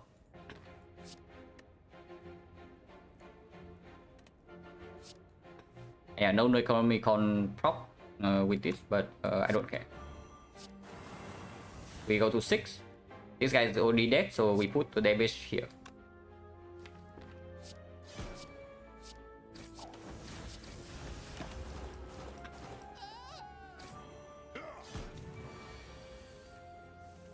Okay, at least we drawn to the survivor. If we did not draw to the survivor, I would be pretty upset.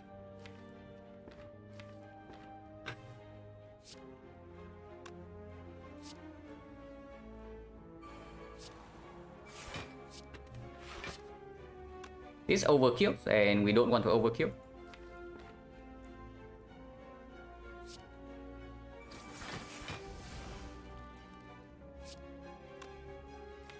Do not actually need to quick slash here, because if we draw into Agony, if we draw exactly into Agony, then we can do strike double Agony here to... Okay, not kill. Because Agony is 3 each, so it's only 10. So I guess 9 damage needs to go here no matter what. If we do that then. So yeah, 3 damage goes here. Then we put all the other damage here.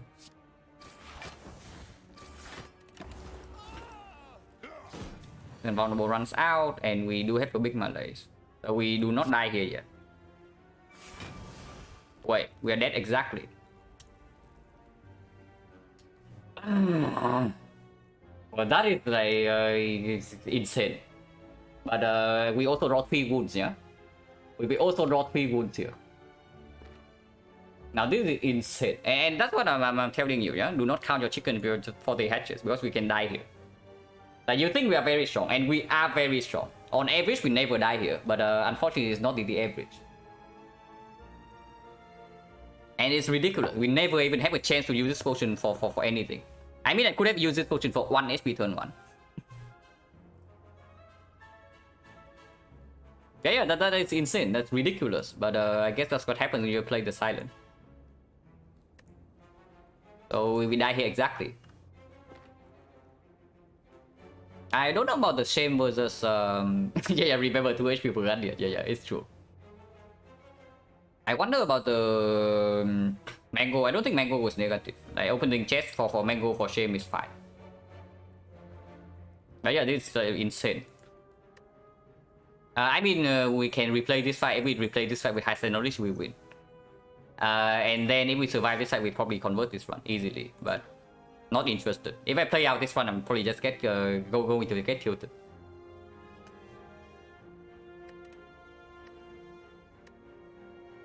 And so this happened, yeah. Like we only need to draw 1 real card. We don't even need like any bluff. We need 1 real card, but we draw 3 wounds.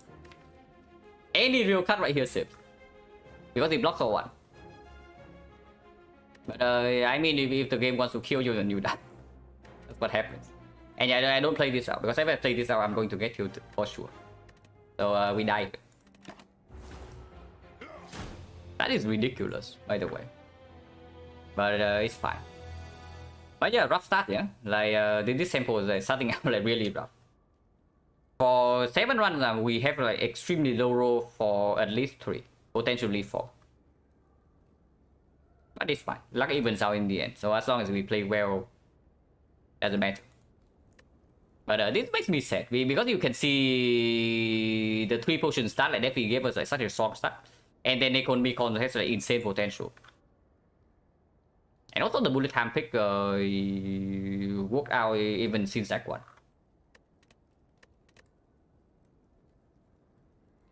But yeah, you run into strength levels and you draw like complete garbage in the 2 cycles and you die. Then hand free win, it's not a free win. Like you see how ridiculous it is that we die here, yeah? If only we had max HP of that store, yeah, okay. Like, do you realize how ridiculous it is that we die here? With the 2 potions from 50 plus HP. Insane, right? So I'm not complaining about not high rolling, I'm complaining about like insanely low rolling, like ridiculously. And when you like really make a hyper low roll, you get to complain. Otherwise, you are just going to be like super upset. You have to acknowledge when you are high rolling, and you have to acknowledge when you are low rolling. Otherwise, you can never keep going with this game.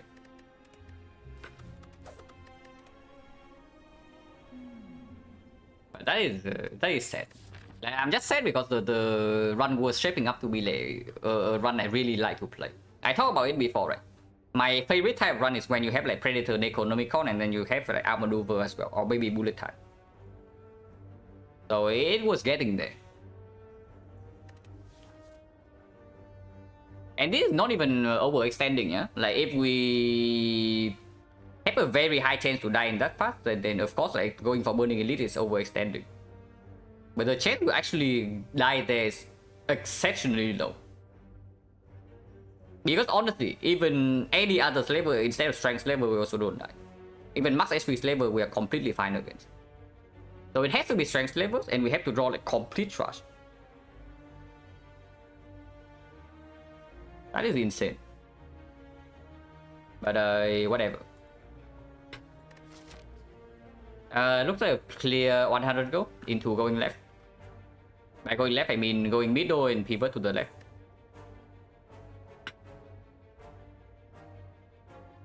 And yeah, like lose all go, remove 2. Remove 2 is only worse into this guy, and remove 2 doesn't really give us floor 6 elite.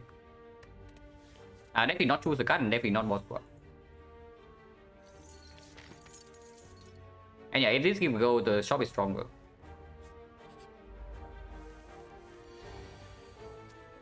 Clear line.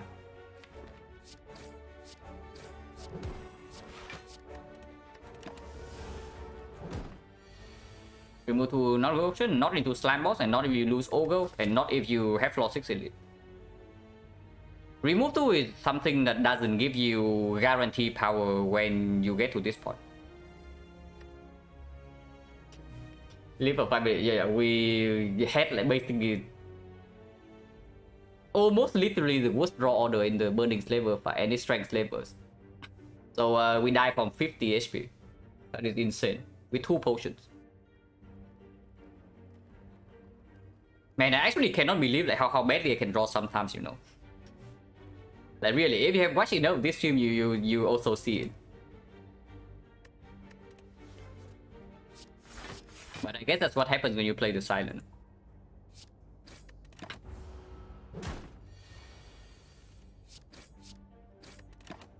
That's just a Silent life, you know.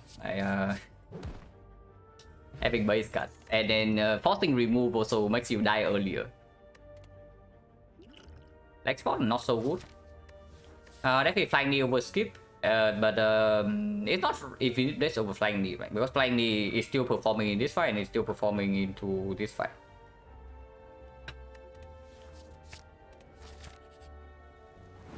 Yeah, go into the shop. Frozen Eye? Will I pick 3 HP? No. I will never pick it over a real option. I say it right now. The only time you see me pick Neo's Lemon is if I die in Act 1. And in that case, I will always pick Neo's Lemon over max HP.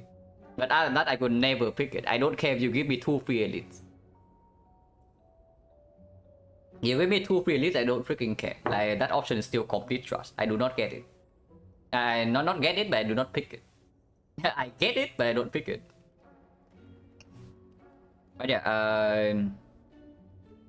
there's nothing here. So Frozen Eye still performs in early elites, and it definitely still performs into slime boss because it does show us like whether we can force a split at turn 3 or we have to play a slower fight.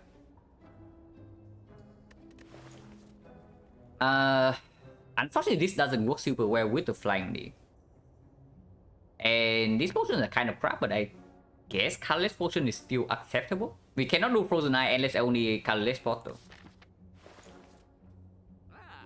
Gamble potion is not bad, but it also doesn't create output. And the issue with taking early elites on Silent is that you simply don't have enough output in your deck.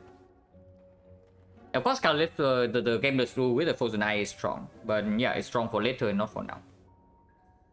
I think I might colorless pot. I think I might Frozen Eye, and there's nothing else here. So I guess like we can also remove a defense. Remove defense does make us slightly better into this fight, even with the deck spot.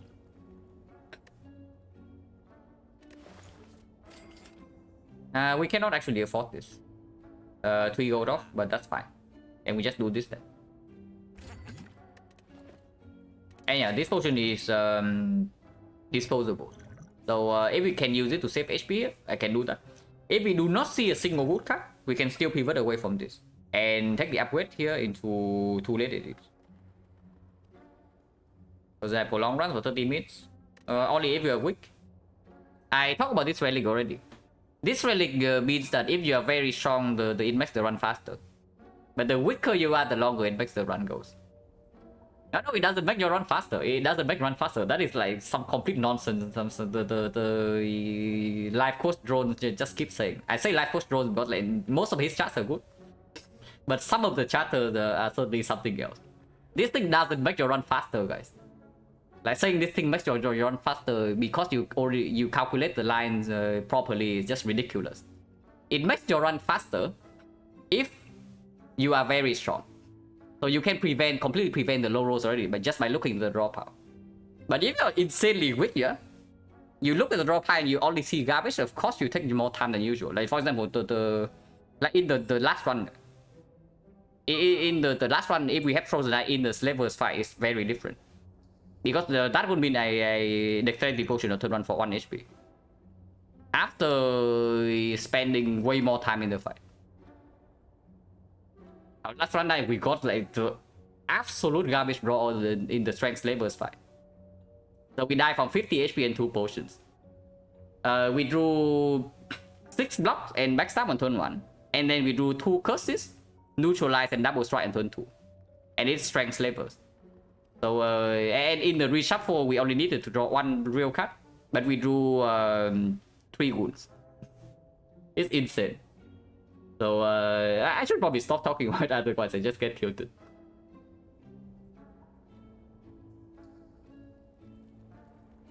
But yeah, like I talked about this already. Yeah, it makes you run faster if you are strong. If you are weak, it makes you run longer. It has nothing to do with whether you are like calculating lines properly or not. But yeah, Bane is not positive. Right? There's no way Bane is positive into slime boss, and we don't have poison potion.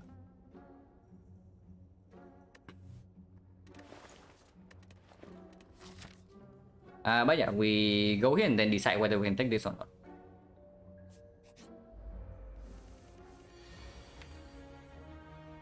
So we know that we have at least 40 next turn. He rolls 44 HP though. But we do have neutralize on turn 3. So that probably means that even if he buffs next turn, we can still mitigate. And this potion can also block. So I do not want to take 4 here. Because they don't get them regular basis. I mean, I play Silent, so it's expected. Like I talked about it already. Like when you play Silent, the chance that you get a garbage draw also increase, just because you have more base cards. And in the faster fights, like these 2 are also not cards you want to draw into. And early Act 1, early Act 2 are very fast fights.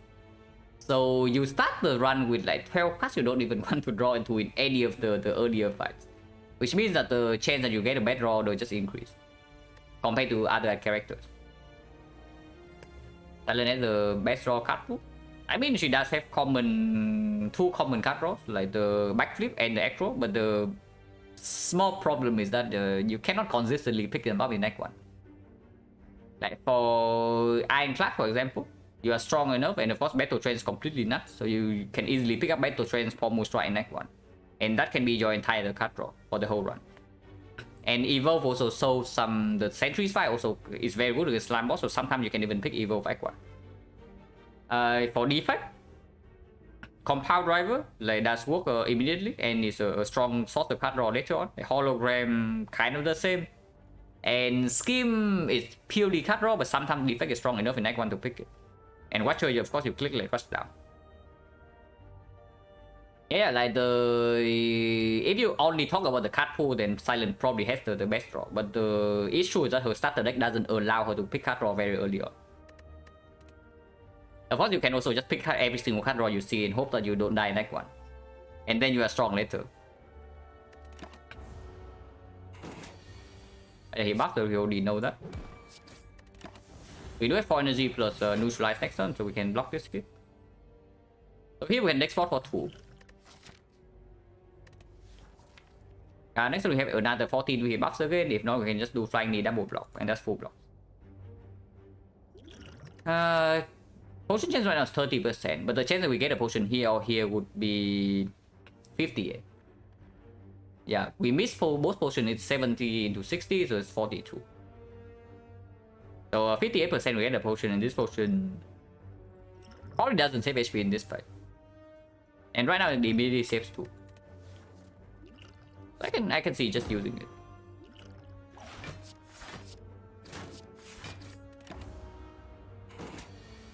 Okay, if this guy attack again this turn, we also don't have enough damage yet. Usually it's only for 2 though. Like most of the time the potion is only for 2 HP. But yeah, potion drop. So 20%. And here's the Endless Agony for free. There's also Noxious Fumes, but Fumes cannot be upgraded. Fumes is very good into this fight though. And Agony has less synergy with the Flying Lead. Of course, Agony is better against Knock, but Fumes is better against the other 2. If we have to dodge the Elite, which we might be doing even with 2 potions, then the Fumes is way better. Right now, there's no way you have enough knock damage. It's not even close. Unless it's exactly the bomb. But knock damage wise, we have like 38, 41. 41 if we Endless Agony is still 49 only, and we have to draw like +2. So +2, let's say we draw 1 strike, that's 55. 55, we don't even kill the knob in 4 turns. And yeah, like Olin, exactly the same story, right? There's just not enough output.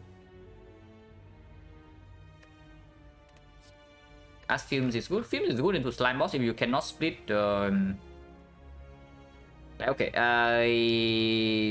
do you think Mercury Hourglass is good into Slime Boss?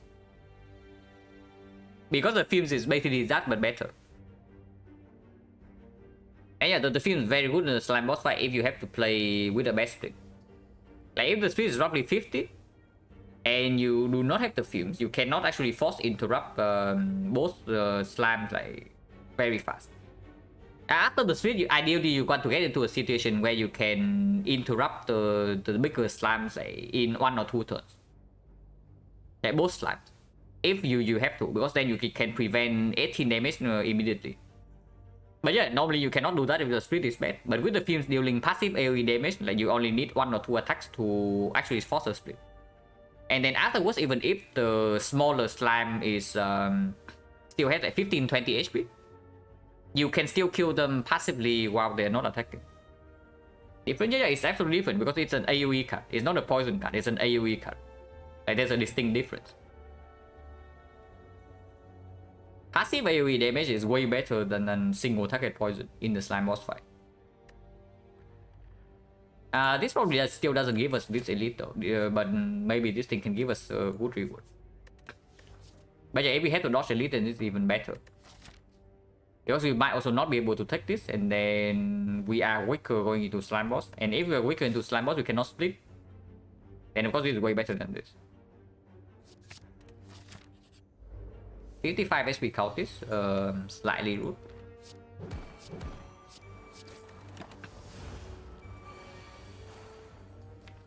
Next time we know that we still have full block, yeah?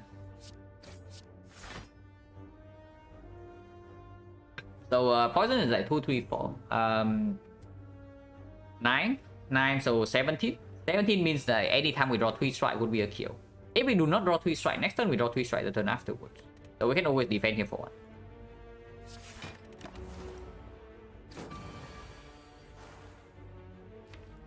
Okay, we don't draw 3 strikes next turn. We do have 15 damage next turn though. So 15, 21, yeah, it's just lethal.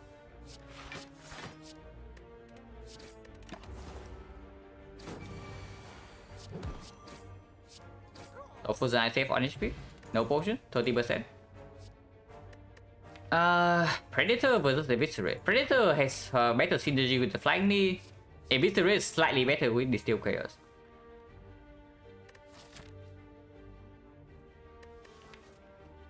But Predator is better with both the Frozen Eye and the Flying Knee. If we take Predator, we have to actually just go here. Because the sentries you have sentries have colorless spot with the field. Lagavulin we have Predator opening with Frozen Eye and the Steel Chaos. And the normal can use 2 potions. Immediately after the elite fight, there's also a fire, so as long as we don't burn all 48 HP here, which we should not with 2 potions and the Frozen Eye, we can rest here into still getting an upgrade. That's my favorite icon common damage card. I mean, you count Terror as the damage card, then sure, it's Terror. Generally speaking, Terror is the best card you can see on floor 1. But if you don't count Terror, then it's probably Dead Dance.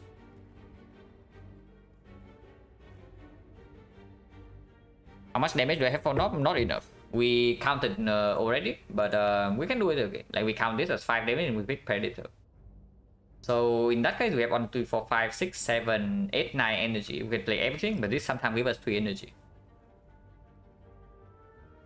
So 30.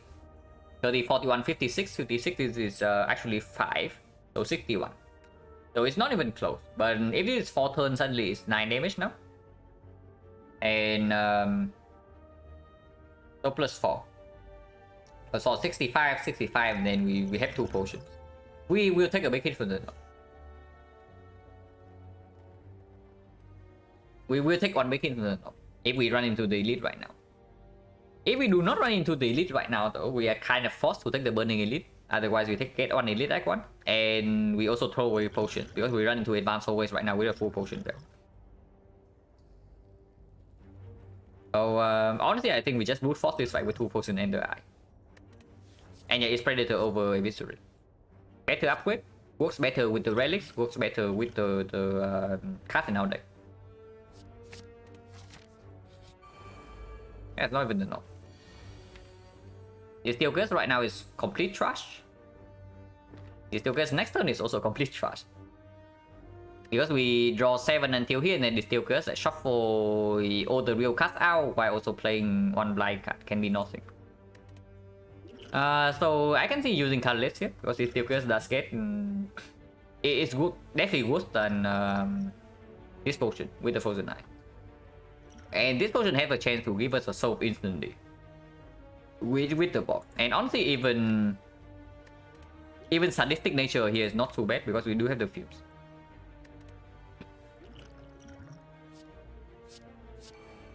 Oh yeah. So Predator is still positive to play. Because if not, we block twice here, yeah? But next turn we take 5 more. Because we do not draw into Survivor to block for it. So we trade the HP away to block for 3 more next turn. We cannot kill, yeah? So we accept the fact that we take 5 damage this turn, and then we take 7 next turn. We take 12 damage and 1 potion use, and we get out of here.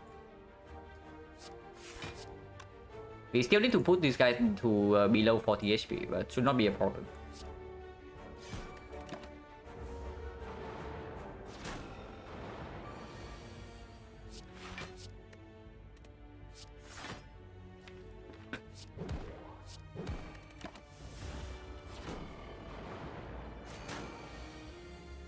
Oh yeah, they are dead.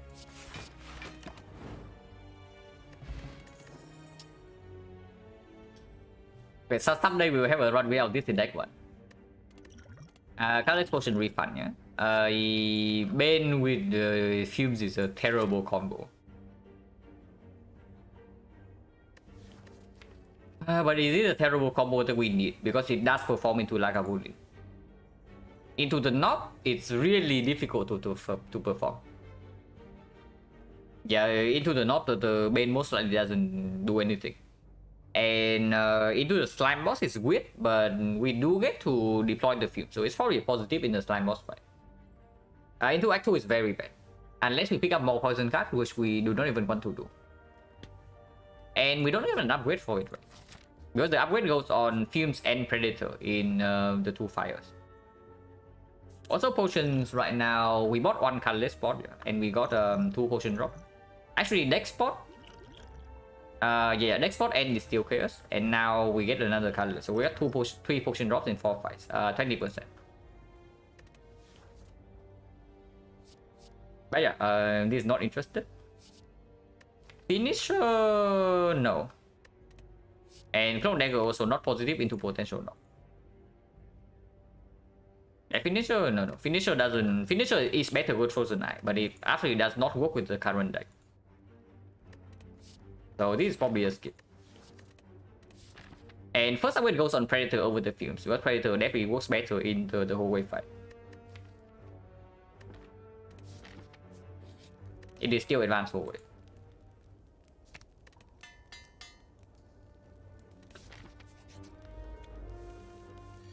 Yeah, like this fight. This fight is fairly nasty, yeah?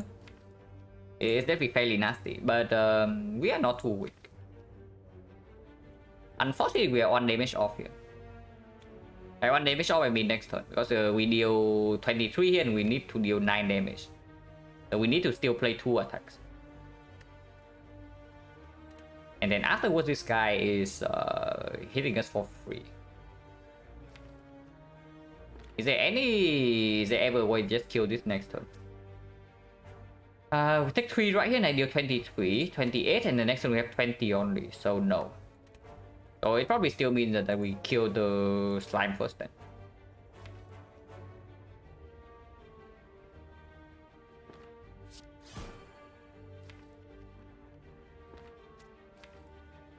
Ever taking 6 here or blocking for 5? Like we play strike here to neutralize here. Oh no, strike here. No, it's still neutralized here. Yeah, so striking doesn't make sense then. So I guess we take 1. And hope that the reshuffle is good, because we also need to kill this guy quickly.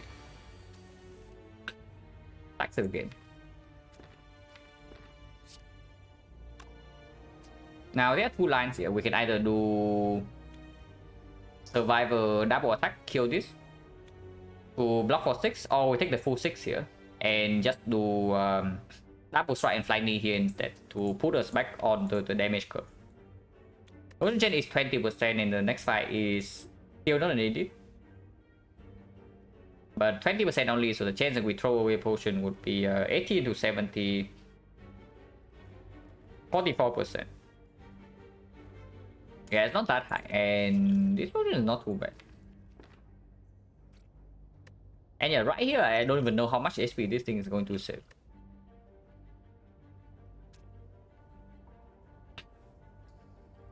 We have no guarantee block next turn, no? So maybe we just have to eat the whole 11 next turn, and if that is so, then Survivor is also the more efficient block card. Because any block card we draw next turn will block for like 5 at most, if we spend 1 energy, but this thing block for 6 right now. So it's probably still Survivor play.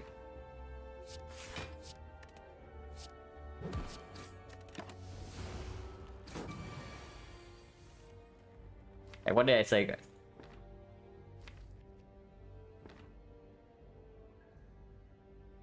Uh, 21 here, so it's 30. We're 2 damage off next turn, and that is bad because next turn he hits us for 60. So now I can see potioning. Any damage from this is going to bail us out. Of course, this potion also bails us out, but this potion is way stronger. We play the plus and the frozen eye.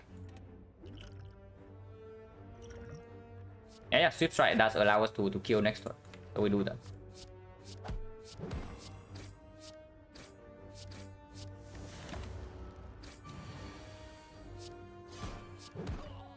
Very nasty fight. Another potion. So potion chance right now is 10%.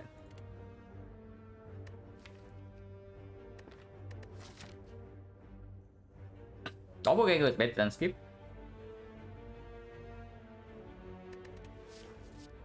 Backflip with Frozen Eye is strong, but potentially we still fight the knob here. And Doppelganger with the Steel Curse also excellent. That's Doppelganger, right? And I wonder about this upgrade though, because not upgrading Fumes against Lagavulin is dangerous, and we do have 2 potions against the knob. If we have to avoid this elite, and this can be healing event, yeah? So if this is not healing event, we can also just avoid this elite and upgrade the Fumes first to save HP in these fights and then rest here. Because resting twice doesn't cut it. And if we have to upgrade either way here or here, then upgrading here is just better. So yeah, let's actually do that.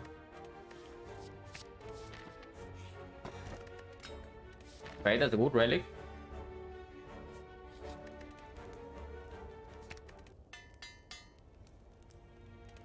But yeah, it's still, this is either Lagavulin or the knob. If we can set up burner to 3 here, then the knob is also no problem. The light face is beautiful voice.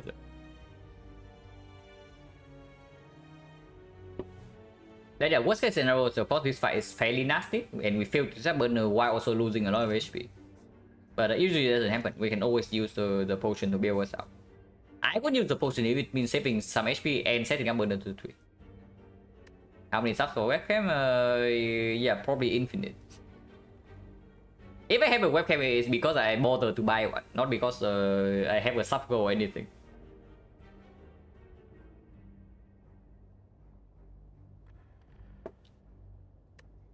Yeah, advance always in really. Potion has 10%, so we don't even throw away potions. And setting up burner to 3 gives us a free fight here. So if we can kill in 2 turns would be great. This side is not stallable.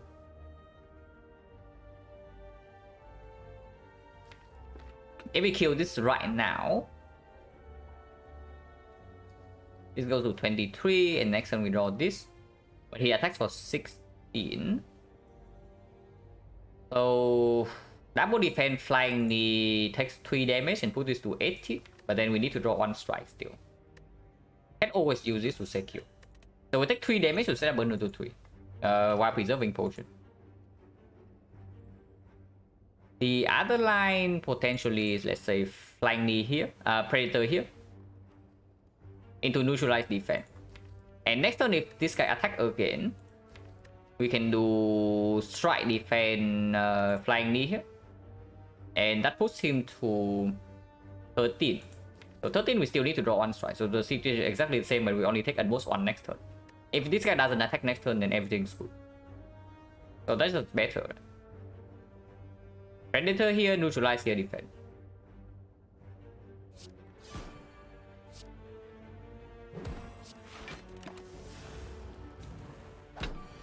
He attacks.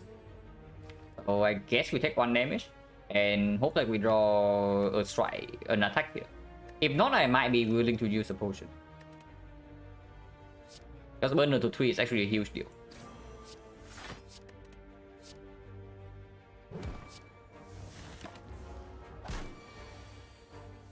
Okay, we do draw a strike.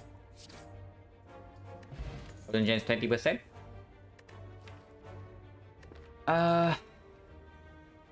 We already have Fumes Plus against Laka. This guy's not good in Slime Boss and the knob, so not too interested. Slice, however, is working well with the Predator.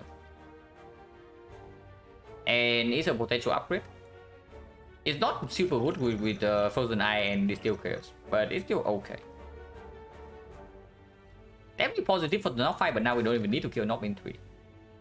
So let's say we want to take this fight. Is Slice positive or not? It probably is, right? Because we cannot set up burner easily in here. If it's a knock, we actually cannot set up burner, and then we have to go into this side without burner setup. And Lagavulin slice is going to be positive in Lagavulin with the Frozen Knight. Into Slime Boss is positive. It's a decent upgrade. Damage against the knock. 1, 2, 3, 4, 5, 6, 7, 8, 9. This is 8 damage. And we can play everything. So right now we do not add the slice. We are dealing 50, 58, 58, 66, 69. Yeah, okay, nice. Actually, it's wrong. Yeah, 58, 68, yeah, it's actually 69. So 69, then we need 21 damage the turn afterward. We only need to kill in 4 turns. We don't need to kill in 3, because burner on 3 prevents the big hit. But yeah, 21 is not easy to draw, right? Because flying knee plus 2 attacks is 20. So we need to draw exactly into Predator. Or we also need to draw exactly into Neutralize. The slice means that we only need to draw 3 attacks. Like any 3 attacks will do. We don't need to redraw into this. And we do draw plus 2 with the Predator. So that already sometimes give us a knock kill without pushing it. And yeah, if it's positive into Slime Boss as well, then it's just good.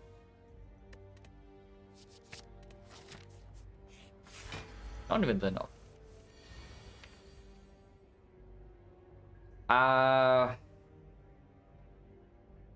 Draw 2, shuffle out this thing next turn. The 2 turns from now though, so it's slightly weird. Opening right now doesn't make sense, but opening next turn also slightly weird because it means we open with 4 damage. Of course it means that we do get Intense Burner, but it's still pretty weird. We take 1 damage and the turn afterwards we have like very strong thing that we draw 7 cards with the 4 energy. It's probably good. So we do not do anything right now. Next turn the line is that we open with Strike Slice. We open with Strike Slice and then we play defense to get 1 energy and then we double for 1. We draw exactly into D6 the turn afterwards and not shuffle out the Predator Plus and the Flying D. So that's the line, yeah. There's no opportunity to use the Steel Chaos. Yeah, not yet at least. So we don't do it.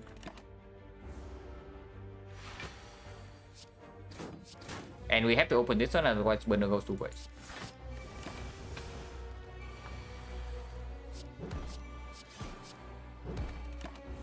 Hit 1.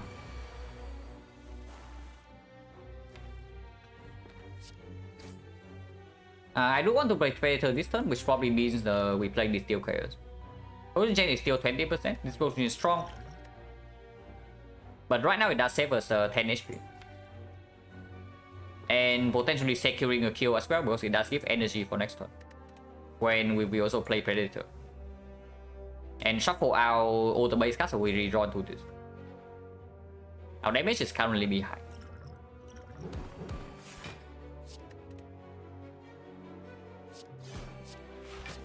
But yeah, now the damage is no longer behind. We are fine.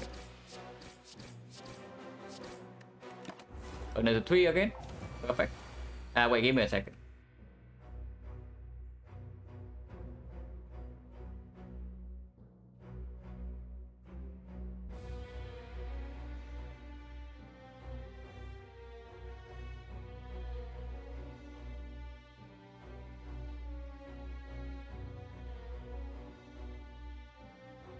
But yeah, burner to 3 is perfect, yeah. Can be delivered, yeah, no. But yeah, burner to 3 also means that burning knock here, no problem.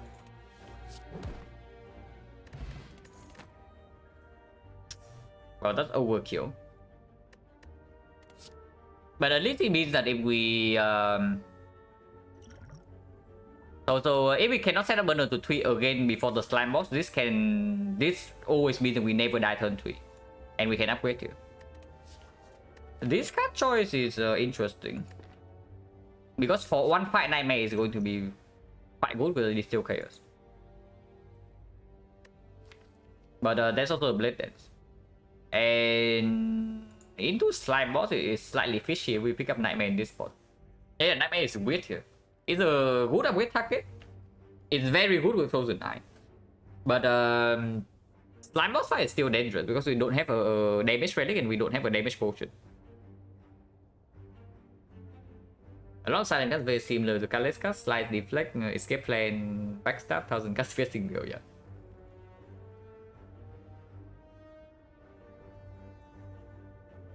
They are all strictly worse as well, you think about it. Yeah, slide is strictly worse than swift strike. Deflect is strictly worse than good instinct. Escape plan is strictly worse than deflect than Phoenix. Okay, maybe not strictly, but most of the time it's worse. Backstab versus dramatic entrance actually comparable, but usually dramatic entrance is better. 1000 guns strictly worse panache, and piercing will usually is worse than the dash shackles, even though both are very good cards. And raw now is better than potion, yeah.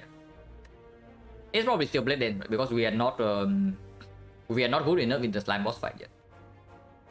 Even with this captain's wheel. This is very good with 2009. Of course, if we see a freaking red form after this, then oh yeah, speaking of red form, have not seen red form in a while, in a relevant spot at least. But yeah, that has nothing to do with the fact that we're struggling with that we lost God. Maybe it does a little bit because if you see red form after icon boss reboot, then it also means that you do not brick on the red card. So not bricking on the red card is already a good thing. But yeah, it's Blade Dance overnight.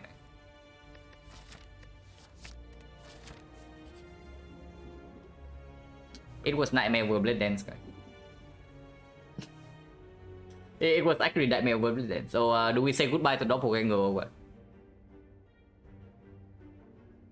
Now Doppelganger is positive, but is it like 52 HP, 51 HP positive? And 10 bucks. Yeah, probably not, right?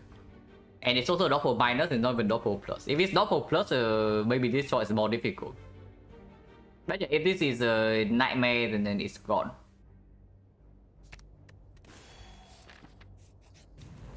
Ragnarok, no problem. We have full block turn 3.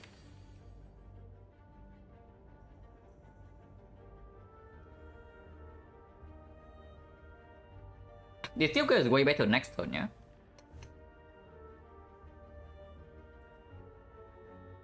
So do we need the Steel Curse at all? Doppelganger is trash? No, Doppelganger is not trash.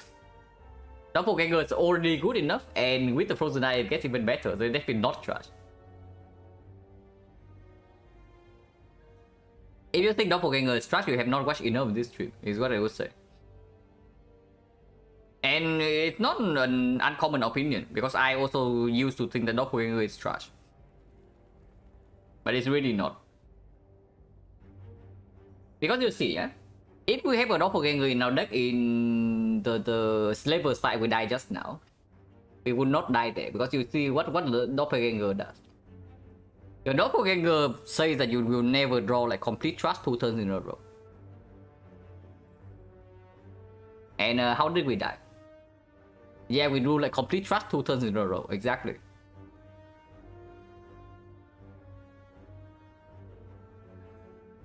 Doppel plus, no, Doppel minus is positive. Like, this is a very common misconception, and I used to think the same. But Doppelganger minus is absolutely a positive card, just because of the fact that you have like so many freaking starter cards. That whenever you draw a complete garbage hand with a Doppelganger, you can just convert it into the wood next turn. You don't want to convert your freaking energy into strike and defense. Like, especially in Act 2. Even more so in Act 3 and then late Act 4. You do not need to combo Doppelganger with anything like PK or like well-lit plans or like whatever. Stand alone is already good enough, because it means that you do not have to convert all your energy into like this garbage. What other cards you used to think was better starting seeing value?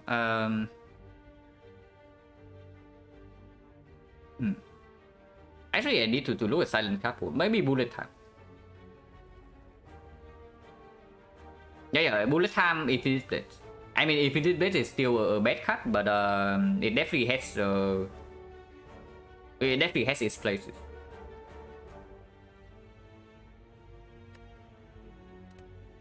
But yeah, like calculate damage because he also rolls minimum HP, and we know that we don't take damage turn 3. So without this potion use, right now we deal 15. Next turn we deal 14, and then poison is 3 into 8. 3 into 5, so it's 8 damage. 8 damage here, 8 damage here, 6 damage here. That is 22. 22, 37. 37 on turn 3, we have this. So that is 38. 15, 37, 28, 65. 65, and then we draw this plus 6. We can potion on turn 4 if we need it, because there is a chance that we draw lethal on turn 4 anyway. A card doesn't have its place, Bane is Bane. No, Bane definitely is decent. Bane has potential. Like, I also used to think Bane is a complete trash, but and I probably still think so, but it's not as trash, so that you never pick it. Because the potential output of Bane is very good. So in any boss fight where you are forced to have poison in your deck, okay, not forced, but you want poison in your deck, like for example Hexagons, or even Slime boss if you have Fumes, then the Bane is absolutely positive. And for one to survive on fight alone, that card already has value. The cards that do not have any value would be the things that never help you when you need it to survive. That there are no situation where it bails you out, like almost not. And yeah, that will be Heal Hook. There are situations where Heal Hook can bail you out, but that is exceptionally rare. You probably have to be in something weird like a pyramid with 0 damage. Or about setup? Oh no, setup like carry like multiple runs before, like on stream. Like setup has carried like so many runs on stream, on this stream, like you have no idea. Of course, it's also complete garbage on average, but there are cases it performs, and when it performs, it will carry the entire run. Is what I would say. And that is where the skill comes in, right? That you know when the setup is good enough. That was good with Reform Nightmare. Not just that, it's exceptional with the pyramid. Where am I from? I'm from Vietnam. But I live in Singapore for like 10 years. So I basically studied in English and also like interacted with using English for several years. Hey, we don't need to potion. Not yet, that is.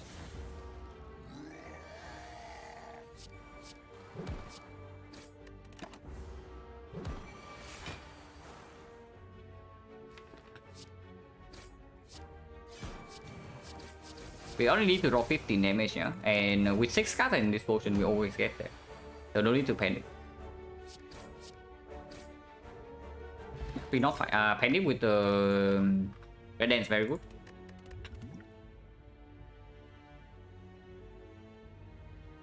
Ever block? No, blocking gives us actually the chance to break on turn 3. And before I block for 3 HP. Because any defense we play on that turn, actually it's not even 3, it's 2. Before I block for 2, I always give me a higher chance to preserve this potion.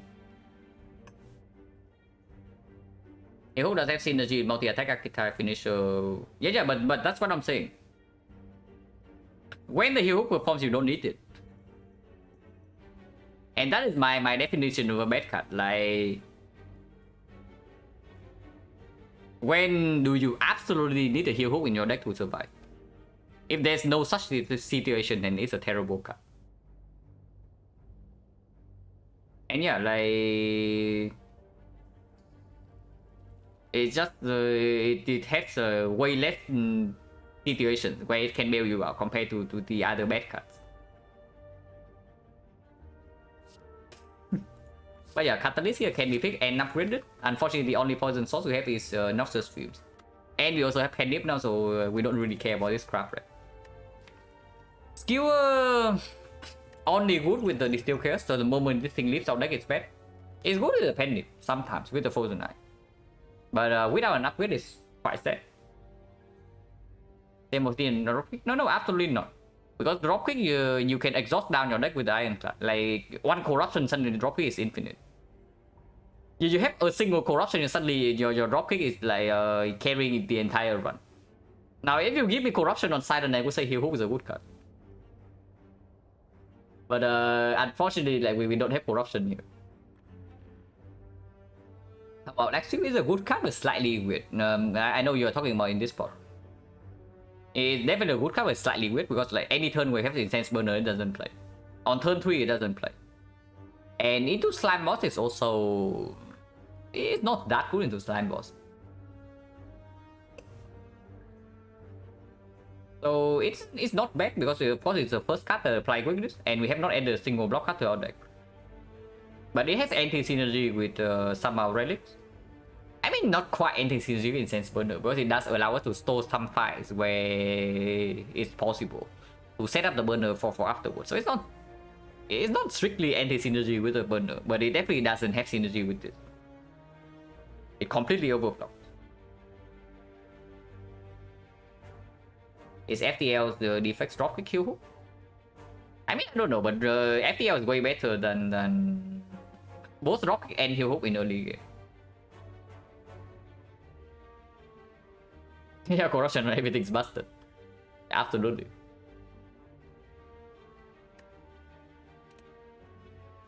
But yeah, this was just Lexi was skipped because this is not picked, and I do not want to upgrade this over Blade Dance with the Pendant.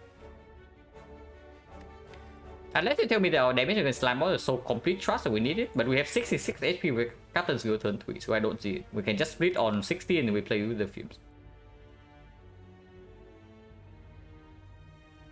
So yeah, I guess Lexi is okay. It definitely helps in the initial fights. In actual, if we cannot set burner to fight. Exceptional if we see for energy. And doesn't need an upgrade.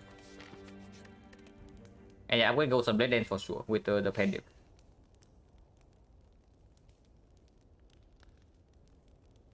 Corruption cause trouble on the hut? No, absolutely not.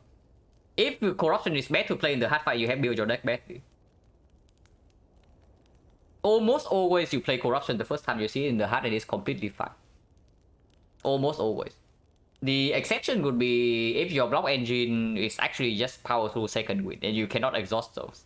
Then I guess you just second wind away your corruption. But every other time you play corruption instantly when you see it, and it's enough block. Way more than enough for the hard fight.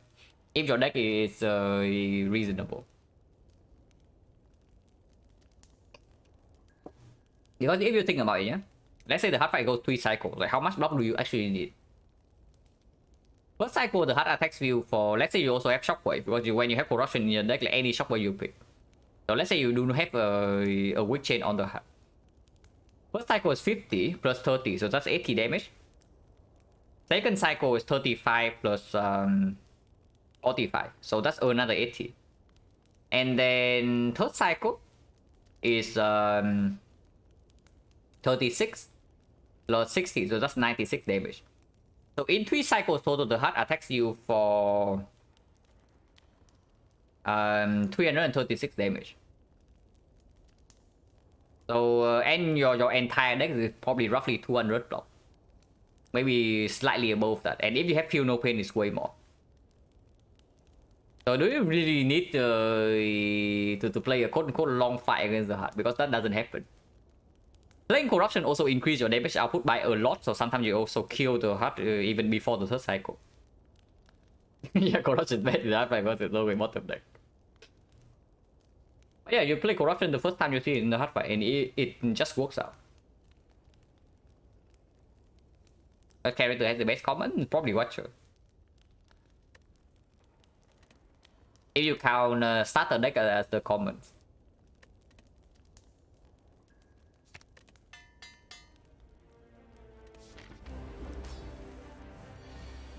This doesn't line up turn 3.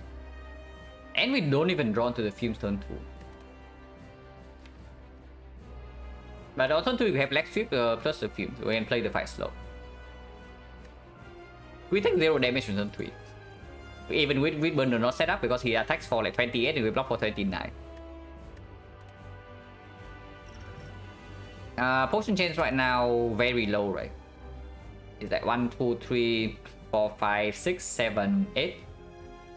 8 fights and we drop 6 potions. Wait, holy crap. Wait, it's not actually 6 potions, right? We got 3 Steel Chaos, Blessing of the Force. Countless potion and a next potion. Home we actually dropped 6 potions. 8 fights with 6 potions means that our potion chance right now is 0%. Okay, so any potion we use right now cannot be cannot come back. Okay, if we don't need the potion, I don't use it, yeah?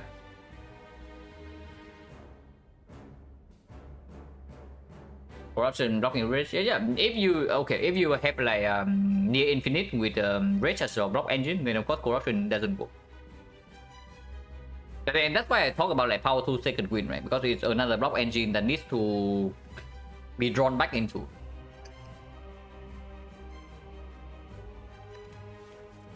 But yeah, potion chance being 0% means I don't use it. Can I light up Pendim? Because right now Pendim goes to 9, it goes to 5, 6, 7, 8, 9. Okay, so Pendim goes to 9 here, and then we get to split whenever we choose to. That's very good.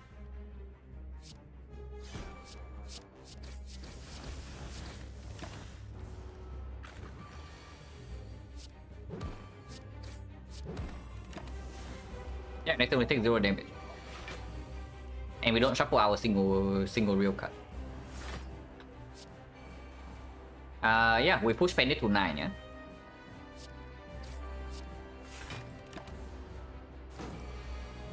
Okay, where is Predator? We do not actually get to draw into it. So that's fairly nasty.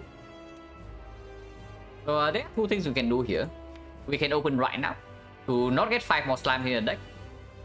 And also using Incense Burner next turn. Unfortunately, that means that 2 turns from now we take potentially 36 damage to our face. Or we can let it slime us, we draw into this, and then we open with Blade Dance Plus. And use like this Steel Curse or non this for 40 damage. But yeah, no thanks, right? We just use the HP over using this potion. This potion is very strong with the Frozen Knife. So I guess we can open right now.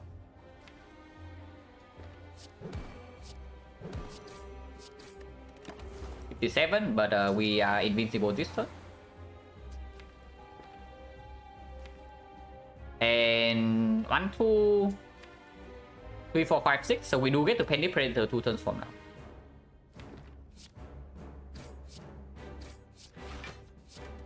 I don't mind interrupting this, by the way, yeah? Next turn. Because he's guaranteed to attack for 18. And this is what I'm talking about, like 36 to our face. But we can interrupt this. And next time we get to Penny Predator, instant kill.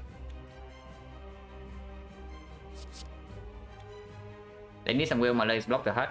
If we win 50-50, yes. Even if we don't win 50-50, it's fine. Because like big hit turn 3, Captain's Will still blocks for like a lot.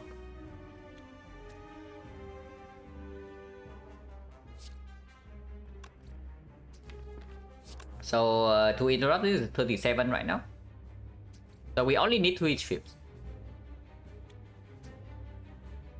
2 ships doesn't interrupt, but 2 ship will. And then we put the 5 damage into Predator Plus, so we'll kill this next turn. But poison is like 5, 7. Yeah, we do need 1 ship here to instantly kill this next turn with the Predator. I think I want to do that. And we accept the speed higher, a little bit higher on this guy.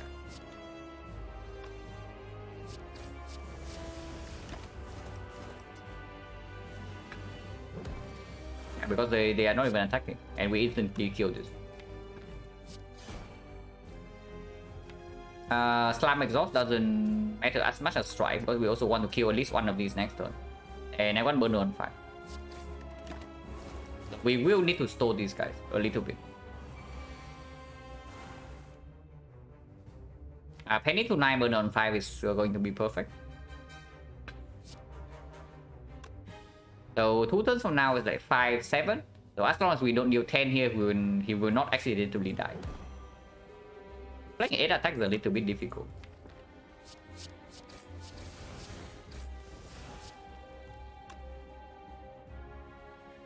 Five, 6, 7. This is too much, right? If we deal 4 here plus 6 here, 5, 7, it dies next turn. So at most we can only get Penny to 8. Or we have to take 3 more damage this turn. I mean Penny to 9, not that important. Like 8 or 9, same anyway. But turn 1 we don't take damage.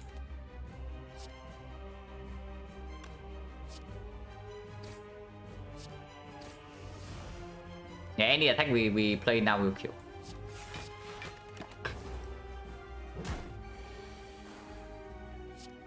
Take another one, that's fine.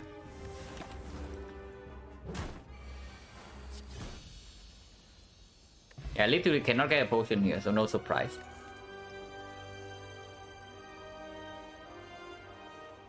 Well, it's definitely PK or Alchemized. It's never 1000 cut. PK value increase with the Penny. PK value increase with the Captain's Wheel. PK value increase with the Incense Burner.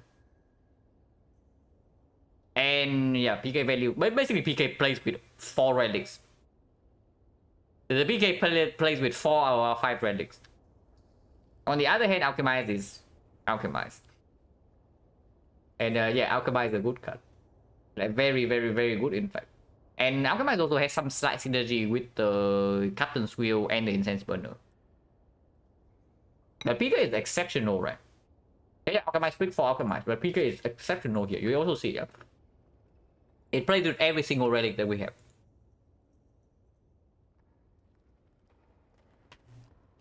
And we already have a good card to use with the PK Penny. And with the full die, we can set it up like more often than usually. Also, the Alchemize doesn't instantly give us a damage solution for the Act 2 boss. For example, if we run to the champ with a deck like this, Incense Burner is nice and all, but Incense Burner doesn't instantly solve the champ. Incense Burner mostly solves the Automaton, but against Collector, absolutely not. But PK gives us a solution instantly for damage. And for the rest of the run as well, if we see a terror, our damage is basically set. Even if we don't see terror, our damage is mostly set. Normally, like in the vacuum, right? Without context, it's always Alchemize here over PK. But with PK playing with all 4 relics, I cannot do it. I cannot bring myself to pick Alchemize here.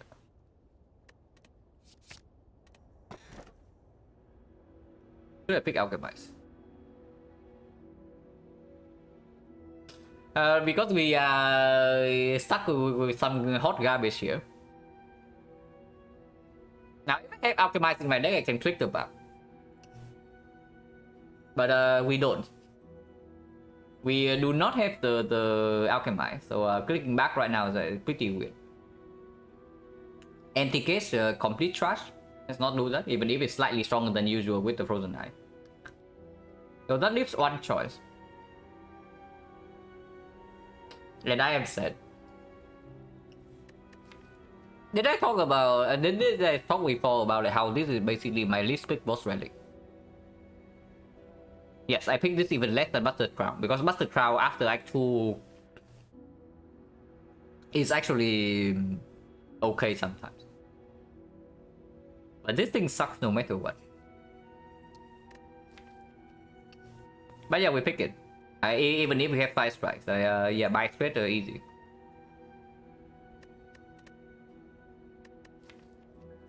I mean, technically we can pick the back and get away with it because we do have Incense Burner and the Captain's Wheel to block for 2 turns in every single fight. But energy is exceptional in this deck. Energy is exceptional in this deck. And if we see buy straight, suddenly the Ectoplasm doesn't matter anymore. Ectoplasm MTK is just bad. Ectoplasm unfortunately is quote-unquote free energy for Act 2.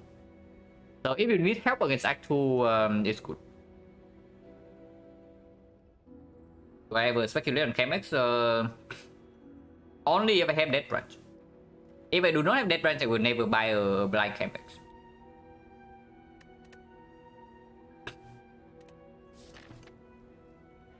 Nice HP.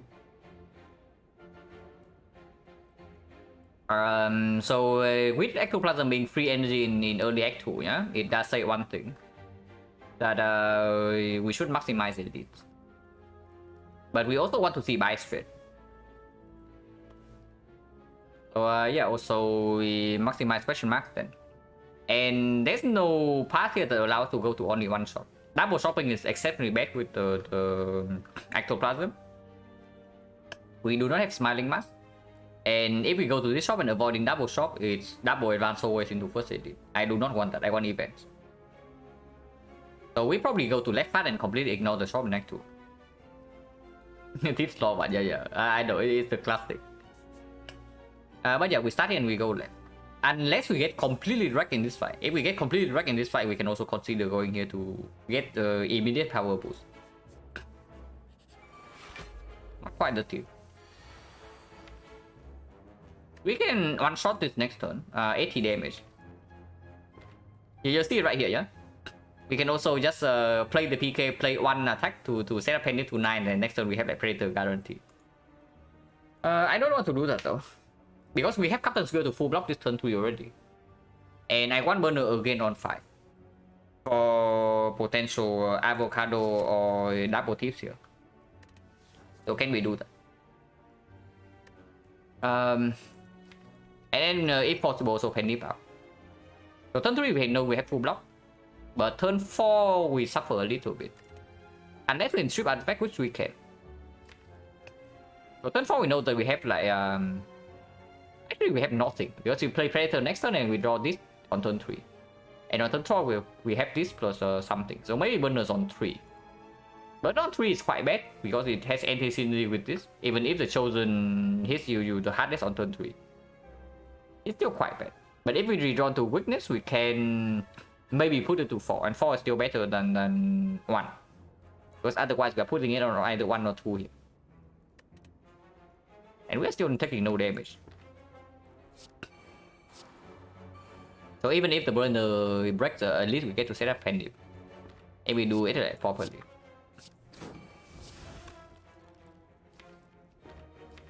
Is this going to be 40? 40 and we also play the leg sweep? That's too much damage, right? So I do not Pendip this.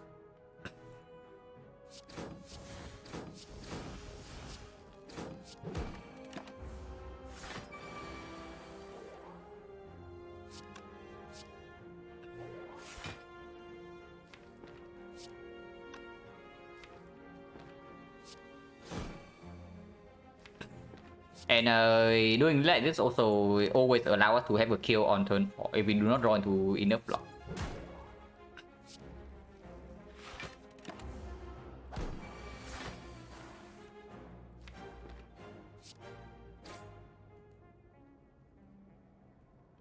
Wait, it's forced a kill on turn 4 then. Because of the freaking fumes. Yeah, doesn't matter too much. Doesn't matter too much.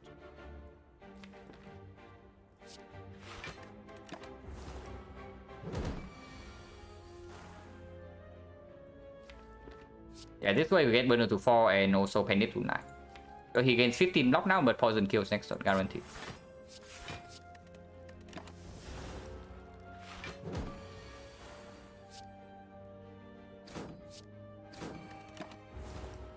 I don't even know whether Pendip to 9 is good or not. Because if we draw PK turn 1, they want Pendip on maybe 7 or 8.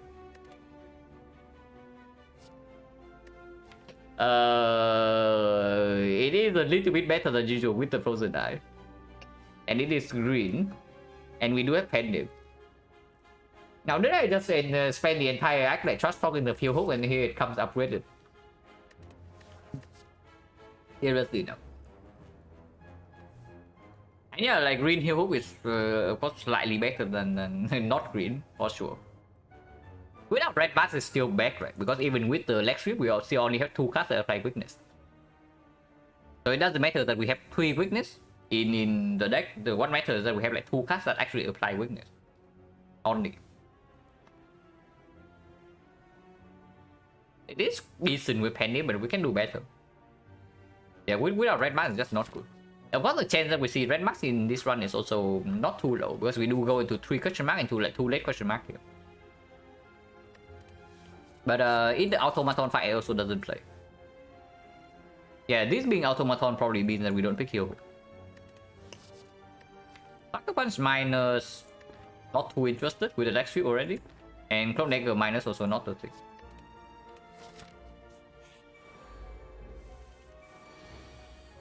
We say goodbye to our gold. And we cannot distill chaos to even save our gold here.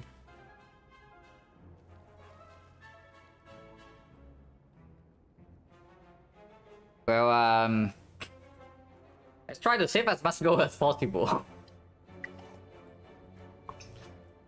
Because we will lose a fair bit here, maybe 60.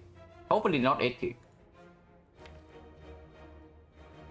Unfortunately, we also cannot reach PK this turn. So next turn we cannot do a thing. So if we do not get to kill at least one of these by next turn, I mean we can distill chaos, but using this strong, such a strong potion for 20 gold is slightly weird.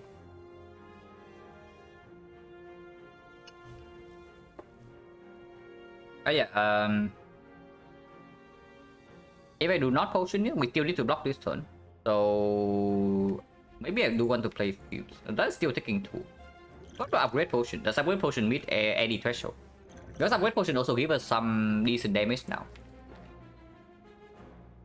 Let's say I do not even play the Fuse, yeah? And next turn we have only 6 damage. So this will be 22. 22, 40? 40, 49, so it's not quite enough. We actually have no way to kill one of them next turn unless we distill chaos, and that's pretty screwed up. So I guess we accept that we lose 80 gold here. Yeah, I guess we accept that we lose 80 gold here. No way around it. And move on, I guess. We don't even need to, we do not actually need to play the Fuse. Yeah, we do not actually need to play the Fumes here. I want to save HP.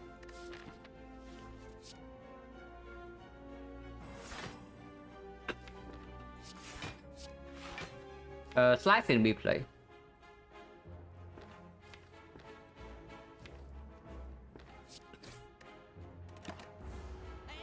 Extra no damage taken because of burner. Predator only one shot this, so we can strike here. Unless you tell me that way doesn't set up the burner.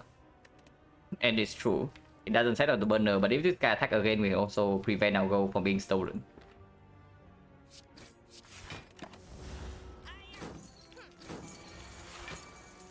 They are both running away. Next time we know that we only have 12 damage though, so at least we have to reduce this guy to like 6. And we can do that.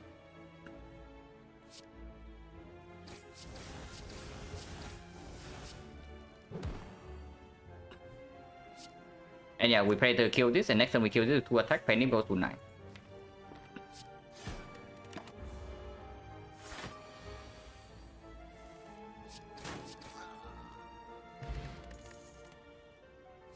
First gonna be a piercing whale, yes.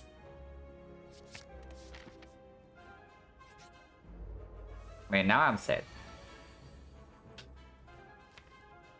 Losing go to the teams that always suck so freaking much. We actually want to set a burner in this fight before this, the 2-5, to prepare for scrapers.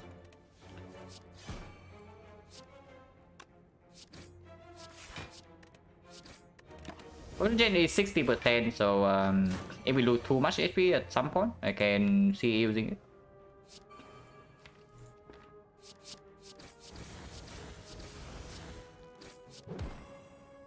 Exhausted. Hello, ATLC? Doesn't quite kill, but we also take no damage.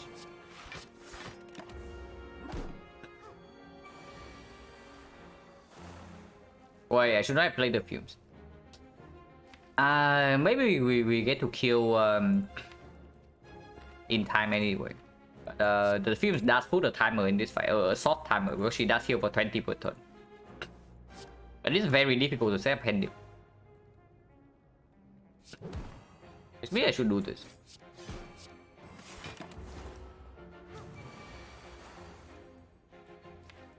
Not play the PK.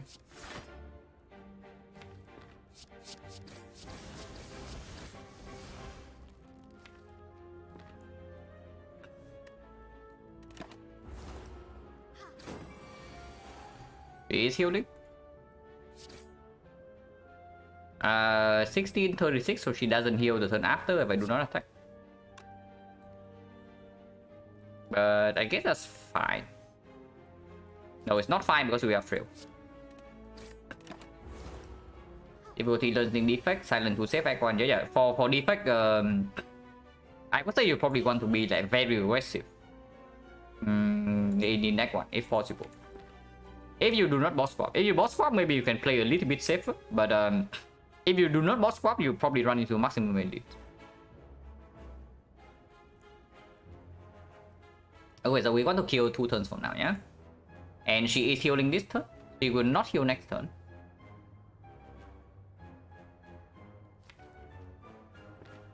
So if we do, we cannot set up Pendip. But I accept burner before Pendip.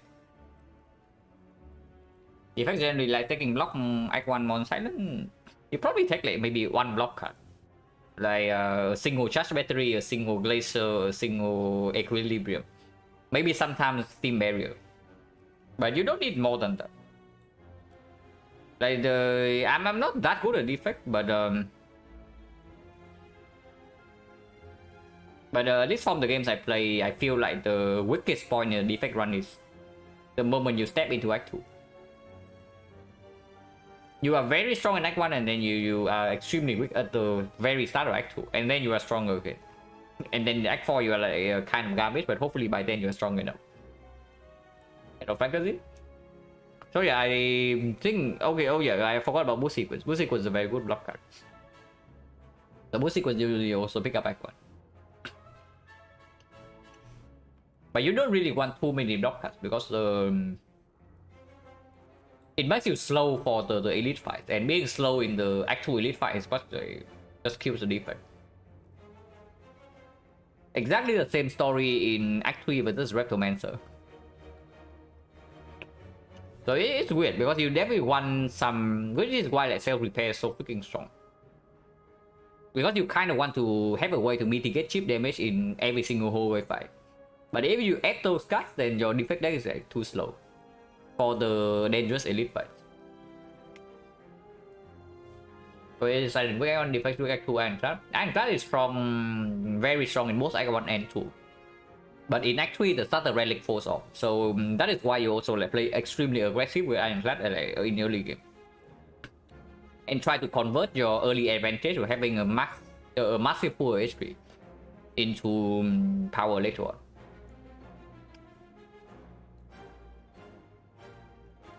So I wouldn't say Ironclad is weak in Act 3 per se, but in Act 3 Ironclad advantage falls off. So you better have something else by then. But yeah, right now she is at 21 and she does heal, so she goes to 41, poison goes to 11. If we deal 6 damage here, she goes to 37, so she doesn't heal, and it's 26 the turn afterwards. And that's fine, because we do deal double damage next turn. We are going to break Penny, but I don't care.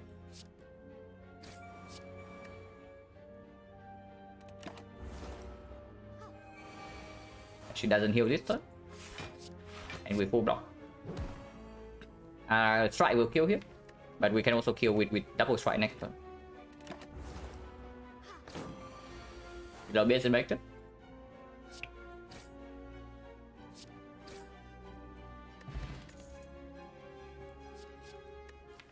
Plus. I mean, it is green, and we do have Cotton Squill. And also we will have way less removes than usual, yeah? So we are going to be stuck with a lot of freaking strikes. That immediately makes this thing better than usual. So first of all, the fact that we have Ectoplasm makes this better. The fact that we have Captain Skill makes this better again. The fact that we have Intense Burner also puts this over the edge. And it is upgraded. How many skills? We do not pick Trashette here. Like, no way. It's not time for it yet, we have no card draw. So yeah, it's blur or nothing, and blur plus is probably positive. And with the frozen eye as well, we can prepare for this.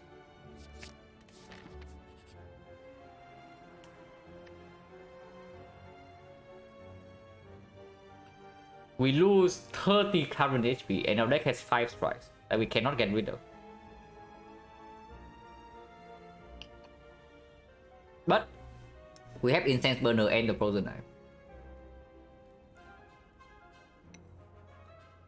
This is weird. And if only we actually lose more HP in the whole wave fight, you know, then I easily click this. But we have like way too much HP right now. With Frozen Eye, this has to be any sense, but there's no way this is negative. Even if we have to lose 30 current HP.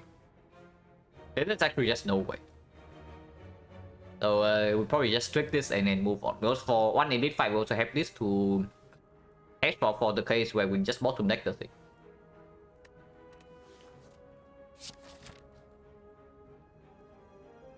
Give the 105 turns, we have more than 5 turns, like for sure.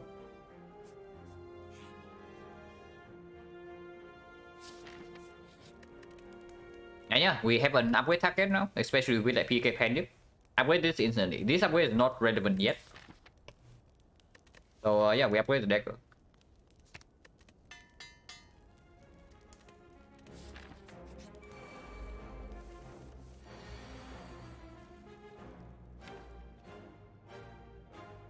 Burner turn 1 she attack. Turn 2 she will not attack. So we potentially waste 1 apparition. Turn 3 she can attack again, and we have the apparition with the Captain's Wheel. It's going to be slightly weird because this turn is very bad. But we can always do this, and we can save 1 apparition here.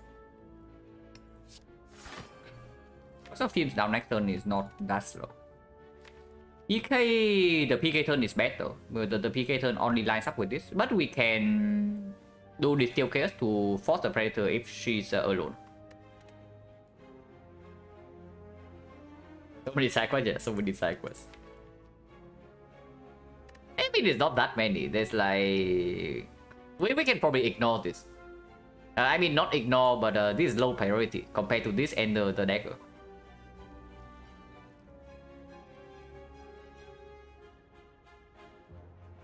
But yeah, we kill the Fat Gremlin.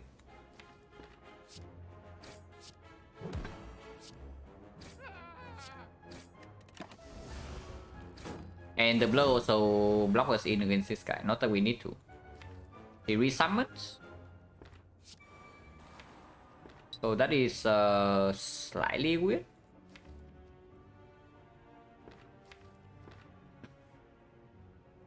Do we ever save the apparition here by blessing the forge?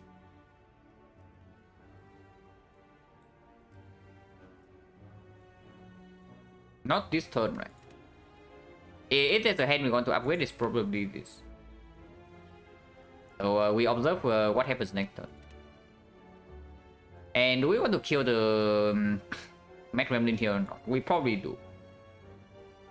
Even if she doesn't attack next turn, we don't want her to attack 2 turns from now, because we don't have apparition. So this guy still needs to die. So I guess we pen this turn. And yeah, just put the rest on the leader. And if this is 16, so we still need to deal 2 shifts here. Actually, we don't. Because this guy can also die to poison next turn. So poison deals 3, it means that we only need to put 1 shift here. So let's do that.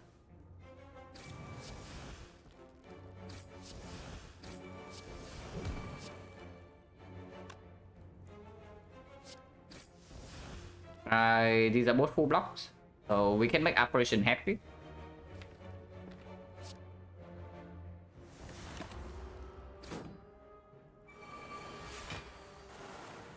Yeah, pretty mad. We cannot actually kill this turn because she summons the big ones and she doesn't attack. But we can guarantee weakness. We can guarantee weakness. Next turn they both attack for 10. And this way the Steel Chaos also gets squid. So next turn they both attack for 10 and she attacks for 11 times 3. Which means that piercing will put this down to 8. Into her is 5 times 3. So we are still facing 23 damage next turn, and we can only block for 10. So it's probably Blasting the Forge next turn over the Steel Chaos. Unfortunately, that means that the other apparition also doesn't line up, but we can at least discard this one. Actually, it's less than that because we do have weakness, but upgrade next turn to upgrade the piercing wheel is also still strong. And upgrading 2 strikes not too bad either if we have double damage next turn. So poison right now is already 15. 4 turn, yeah. The 4 turns from now she never attacks, so we don't even need to put any damage on these guys.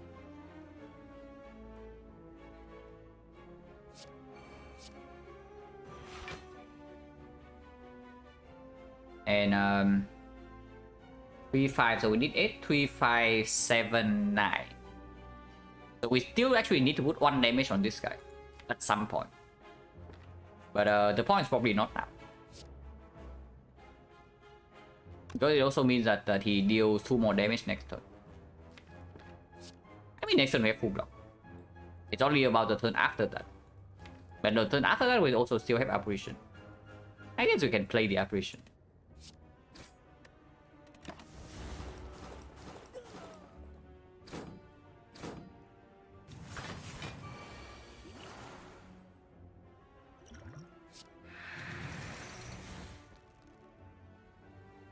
Oh yeah, if we deal 36 here, we are still taking 2. But I guess I take 2.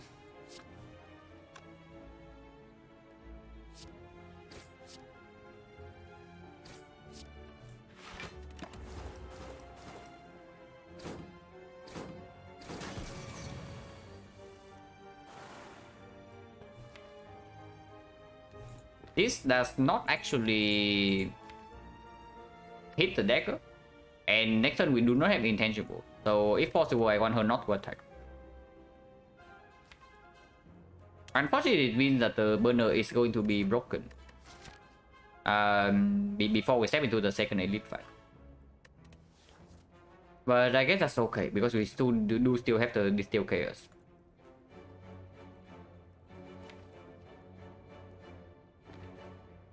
So if I do not want her to attack this turn, then I have to kill one of these, yeah? We cannot kill both, but we can kill one.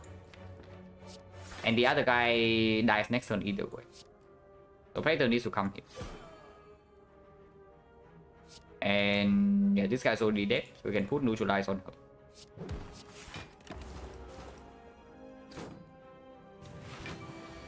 Right, he doesn't attack. So we try to get the lethal with the dagger next turn. And we do that.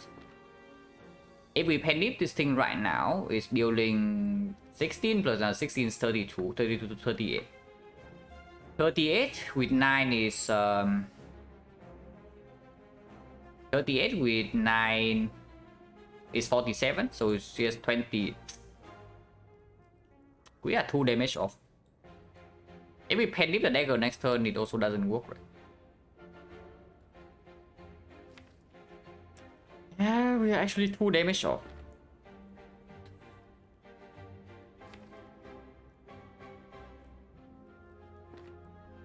That is kind of screwed up.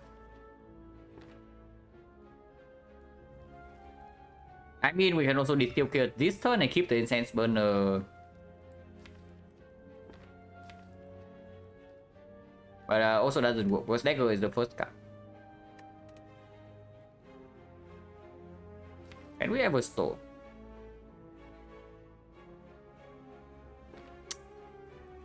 We don't even get to deck with this fight. Man, this fight is actually so difficult to control, even with the apparition. And without card draw, it's so difficult. And without AoE damage as well. Yeah, there's no way we can get it. Yeah? And if on this is only 16, 16, 38. 38, 47, 47. Actually, wait. 47, it means that she's at 20, 29. And we have 27 next turn. Slaver's annoying, yeah, Slaver's annoying. But Slaver, we probably can get the dagger easier than in this fight. Or are you telling me that I should potion to kill right now to keep the burner on 5? Do we even have a kill here? We don't, right? We actually don't have a kill because it means that we also need to waste damage on this.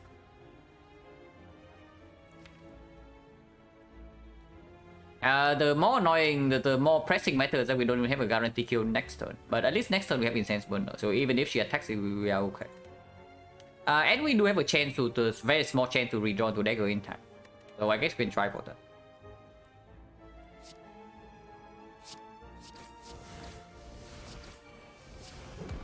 Still need to put her in almost lethal range.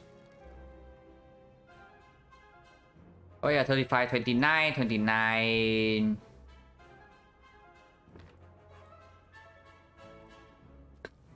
If it's 38 right now, it's 29, 29, next turn she has 11 poison and it's 13. So she will die 3 turns from now. You can put 12 here into potential 24. So there's no risk even if I don't play the strike here, so I don't. My dagger? No. Each dagger is a separate copy. We do not need weakness on her next turn. The strike should go here. Okay, at least she attacks. If she attacks this turn, we might be able to get the dagger.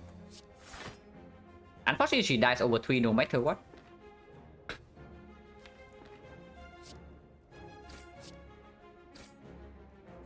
But maybe we can redraw the dagger in time. We have like 6 cards to draw into it. No dagger for us. But we get to advance burner a little bit.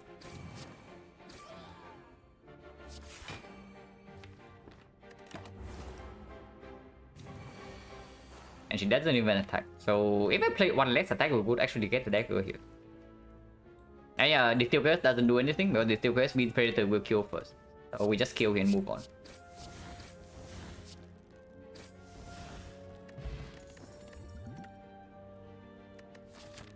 Creeping Cloud, Flying Knee Plus. Cloud is okay. So no, it's not too bad because it does allow us to maybe get the bites here. And with Ectoplasm, bite value is fairly insane. Flying Knee Plus, I'm not too interested. But Creeping Cloud that we can upgrade as well is fairly good. Because into Automaton, it does strip artifact. And it does have some synergy with this, with the burner, with the apparition. Also, if we see burst at some point, it's also quite good with the burst. And of course, we pick up the burst with PK and apparition. It's okay. We don't have an actual upgrade target right now anyway. The upgrade apparition is nice and all, but we don't need it yet.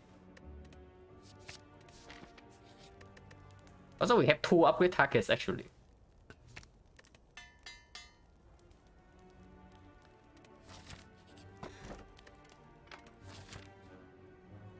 But Acro so rare. Yeah, I would also like to know. Like Acro, backflip, they don't exist.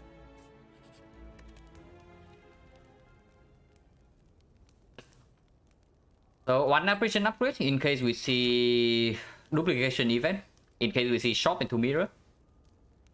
And PK upgrade is not super relevant right now with 4 energy currently. It will be good later on, but right now it's not that good. At what point is Ritual Gagger get good? After 2 procs. On 25 is already way above average. And then it gets completely broken. But we need to get the first proc first. Man, failing to get the first proc is so freaking bad now. Yeah, failing to get the first proc is actually so freaking bad.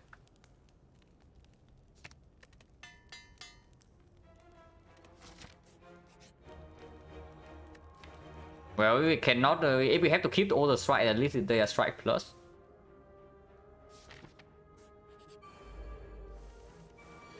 The book, I guess the burner does block on turn 4 now, which is not too bad.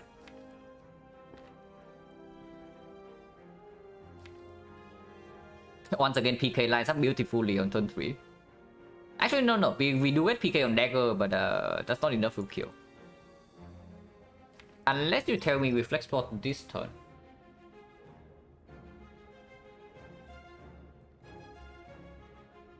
Okay, do we ever get a kill by turn 3? How many attacks do we play? 1, 2... 1, 2, 6, 7, 8, 9, 10. It's 1 damage, one attack off to penip the this thing for 60 on turn 3. Deck needs card draw? Yeah, absolutely. Every single deck needs card draw, and it's even more so on 4 energy. We have not seen like any draw card whatsoever. Yeah, it's not even just in Act 1. Even in Act 1, this one we don't see card draw. So of course, when you don't have card draw, the deck needs card draw. That is obvious. But if I can draft my deck, life would be so much easier. But yeah, we don't get to do dagger on turn 3. Extra damage 30? No, I'm thinking flex spot just because of the dagger. If not because of dagger, then there's no need to do it right now. We can just do it the next time we draw into this. And we can do this with the PK. So the next question is whether we can actually wait to loop this guy around. Turn 1 we full block. Turn 2 we full block. We don't even play PK turn 2. Turn 2 is just like leg sweep, defend, Noxious Sweeps. And turn 3 we full block while discarding the apparition. Turn 4 we are intangible. So turn 4 is right here. And then turn 5 we have piercing wheel to full block again. So yeah, we can play this fight for a long time. We can play this fight for a very long time. So we get to see the next deck cycle before deciding what to do.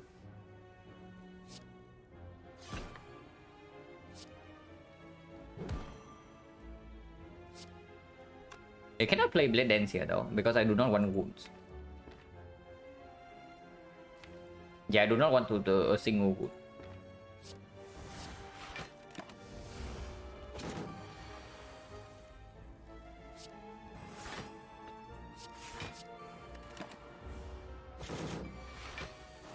Yeah, full block this turn, full block the turn after with the Intense Burner. And then on turn 5 we also have Blur into Piercing Wheel.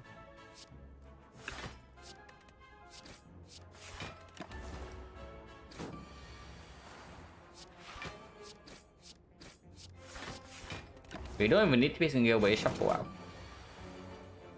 Okay, so now we know what we draw next turn. It's PK Predator.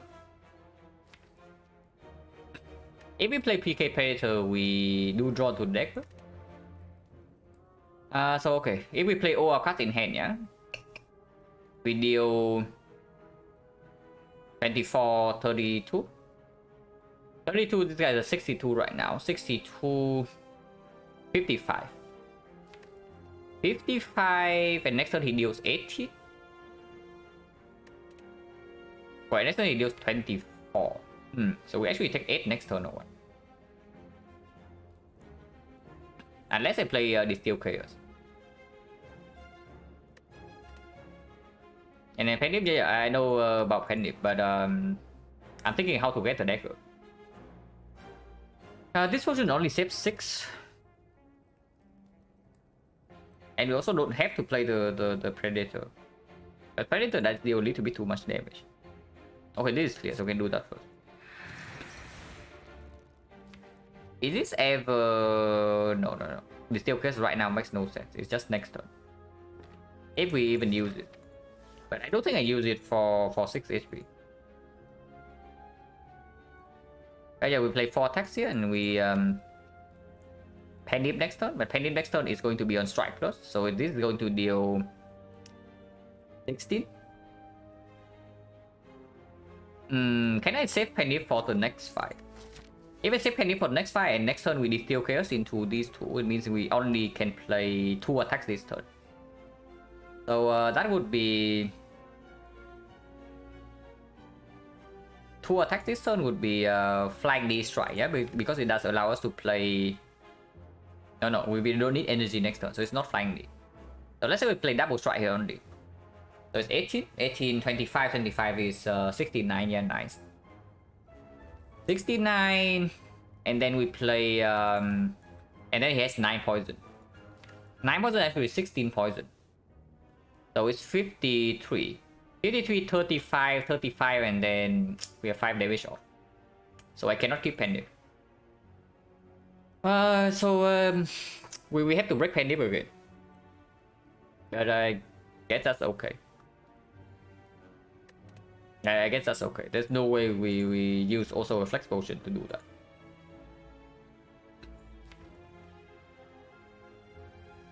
I don't think this is only 6 HP though. I can also just not use it, and then we block with Apparition Blur, and then we reach your dagger the turn afterwards. What is potion chance? 1, 2, 3, 4, 4, 5. 4, 5, then we got a flex spot. And we did not get upgrade pod. Upgrade pod was for Mach 1. Flex spot and what else?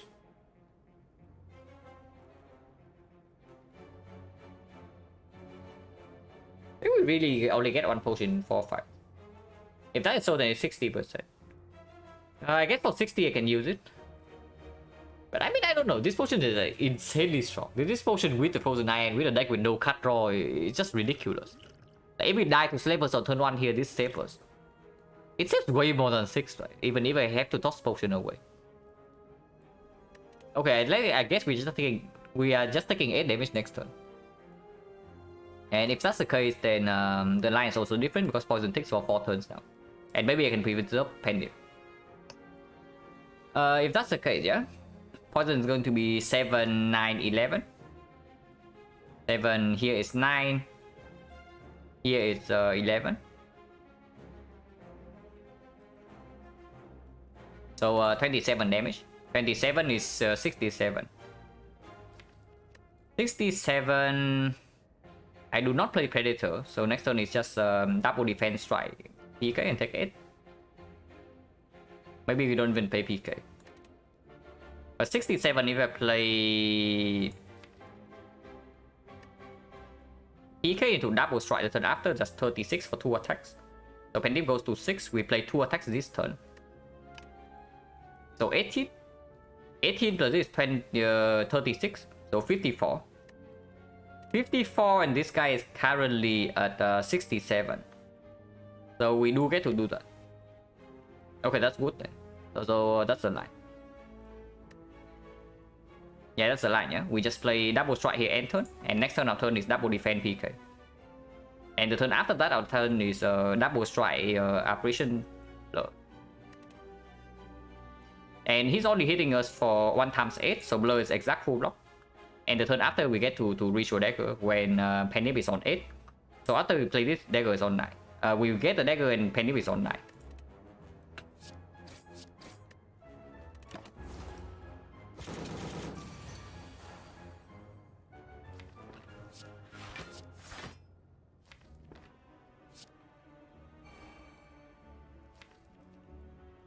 Double check is 20, 20 to 6, 56. So perfect. And we have 4 energy next turn for 1, 2, 3, 4.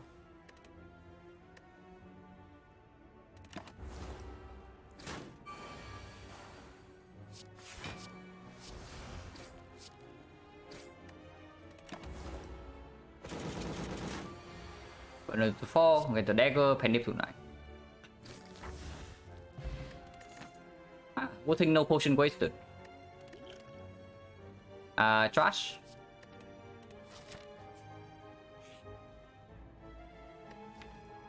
Larry.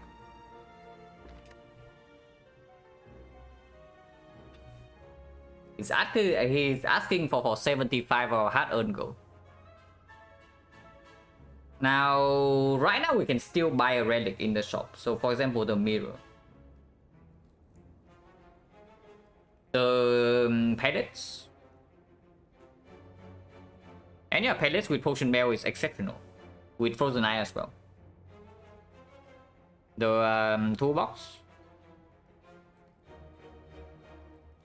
There's no way I play this right because we are also removing strike plus. Yeah, we also like we moving strike plus here, not the normal strike. So no way. That's a hope P-box. No, we are never clicking P-box here. Like you click P-box here, you go insane. Maybe I click Astrolabe, but never P-box. It's absolutely never P-box, but maybe Astrolabe.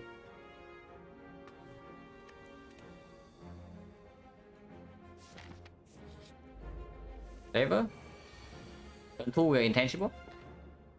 And yeah, we can 5-pot into Dagger Ring right now. And I think that's what I'm doing. Turn 2 we have Burner. Unfortunately, we are taking 2 because we have literally no block cast. Turn 3 we take no damage. So yeah, probably that's the line.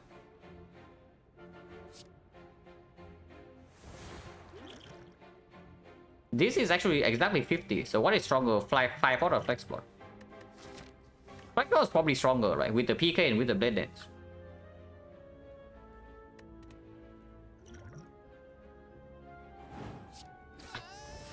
So we think we set up Penny.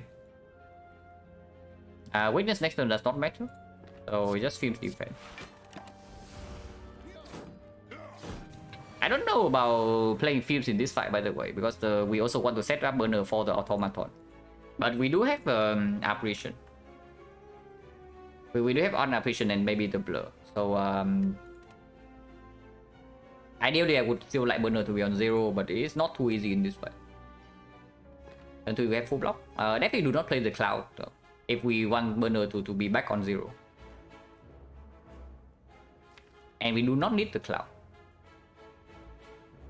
Turn 4 we take damage. Actually, no, we don't. With the Predator, we draw until 7 here, and the turn 4 we draw into this. So we are intangible again, and turn 5 we are intangible again. So no problem.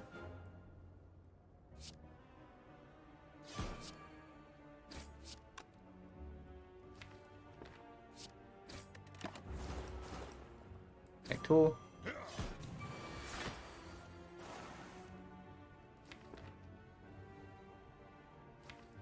So okay, Burner is like 5, 7, 5 this turn, 7 went on 2, 9 on 3, 11 on 4, 13 on 5, and then 15 on 0. So, but we only need to count until 13. So 5, 7, 9, 11, 13 is 45 damage. So we can only deal, we need to deal less than 30 damage to this guy over 5 turns. Which is okay. That's fine.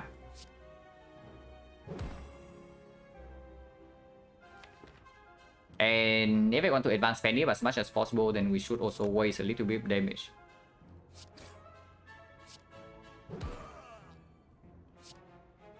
It is okay to play when we are weakened.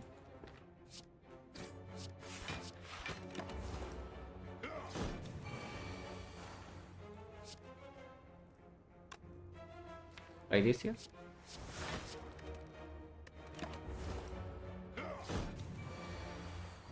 Okay, so now we decide whether we kill when Burner's on 4, when Burner's on 6, yeah. Next turn we draw no block, but this turn we can blur. So we have full block for this turn and next turn. And when Burner's on 5, we have this is again full block, and when Burner's on 6, we have Flying Knee to kill with one attack. So that's completely fine.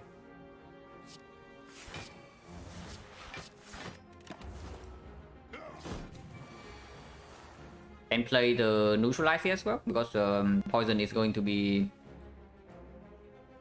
11, 13, so we have 7 HP right now. This can be played without killing. And then we Flying Knee is still a kill. So we set up to 0, 9, and the dagger is in play. Hello, Stabilizer.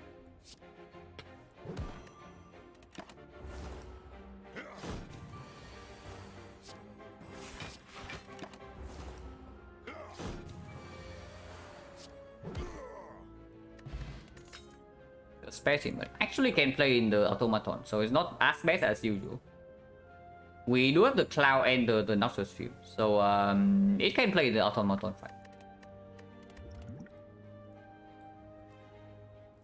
Doppelganger is back. It's not happy that we sacrifice it for 10 max HP in Act 1. And yeah, it's better than the dash. So we pick it. It's just positive. Potentially can be an upgrade. But I can see second apparition upgrade now into the automaton fight if we have no actual card draw. Yeah, Doppel is almost card draw. But yeah, I can definitely see a second apparition upgrade in case we see like pyramid after this. And of course, any weather fence we pick up instantly without any card draw. If we see fusion hammer, then energy upgrade here and here not so important. And if not energy upgrade, then there's nothing else to do here. So we'll probably upgrade apparition.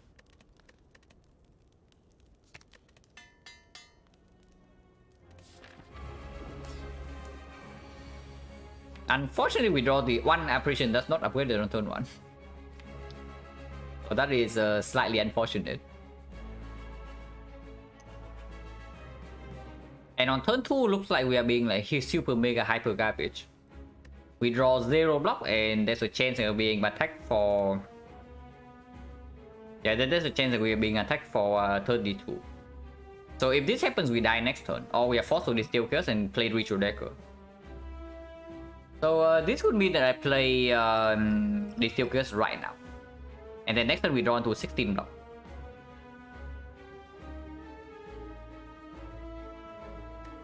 Yeah, this will say that I play Distill Chaos right now, but also get the fumes in play. This draw is like pretty garbage. There's also of course the line where we play double Distill Chaos, but we are not at that point yet. And Distill Chaos right now we draw into this, and Distill Chaos next turn would not save. Double Distill Chaos means that we get to blur this turn while also drawing 7 the turn after, so we never take damage on turn 2. But then we do not have this for the later part of this fight. And our damage here is actually not that fast. But yeah, Distill Chaos has to happen, so we do that.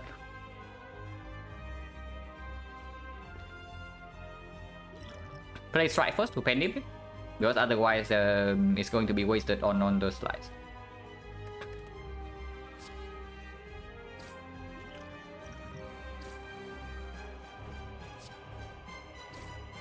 Bad effect.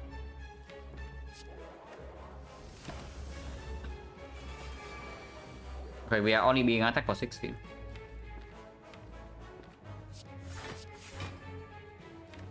What are they stealing? Doppelganger and something else.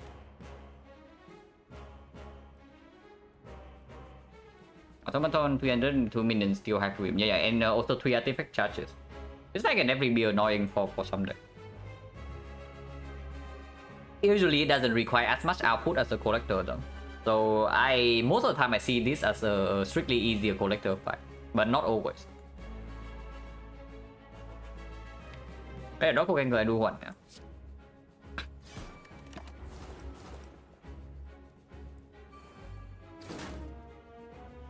Next week. Next turn we know that we have intangible, so we cannot take damage next turn. And I do want Doppel back, but not yet, right? I mean, Doppel right now is okay too. But right now it will be next turn, because then we can just take 2 damage from this and play Apparition Doppelganger.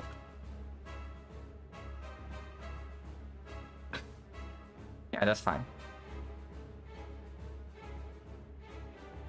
We need 11 damage then, so it's just neutralize plus 2 chips.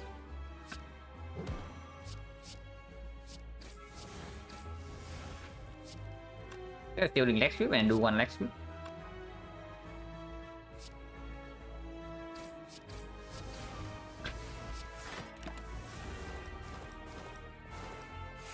The specimen going in.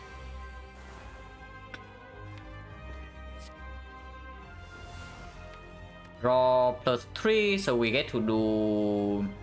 We get to draw into PK, and the turn after that we get to do... and we also get to Predator, so we draw until like 7 here. Which is not that useful. But I guess that's fine.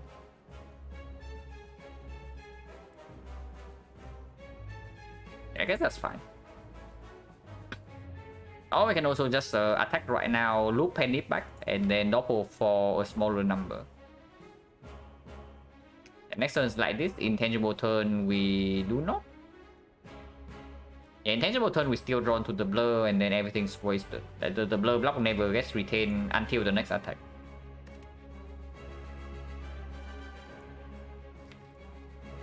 I probably just lock over 3 here.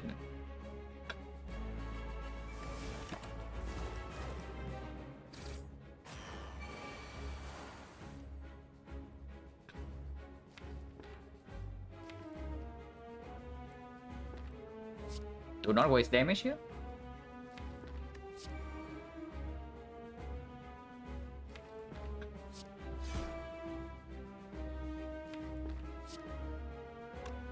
Let's see with return in my hand right now. I don't care about it too much, but it's fine.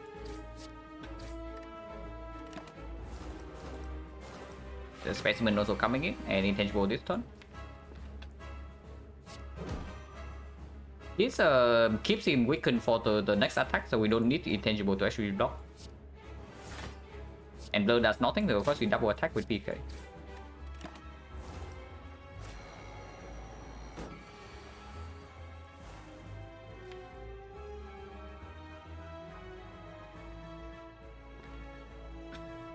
Next turn is hitting us for 30, yeah? And we can block for 24, so we take 6. But the turn afterwards we can kill with dagger. So yeah, everything's fine. Double check we can actually kill. If I play all the attacks and we pen this thing, Poison is going to deal 25 into 27, so 52. And 52 only. So he's at 117. 117, we pen the strike right now. There's 18, 27, 33, 33, 49. 49 with 52 is 101. So we need 68 damage. Which we do not have. We have 45 right here and nothing else.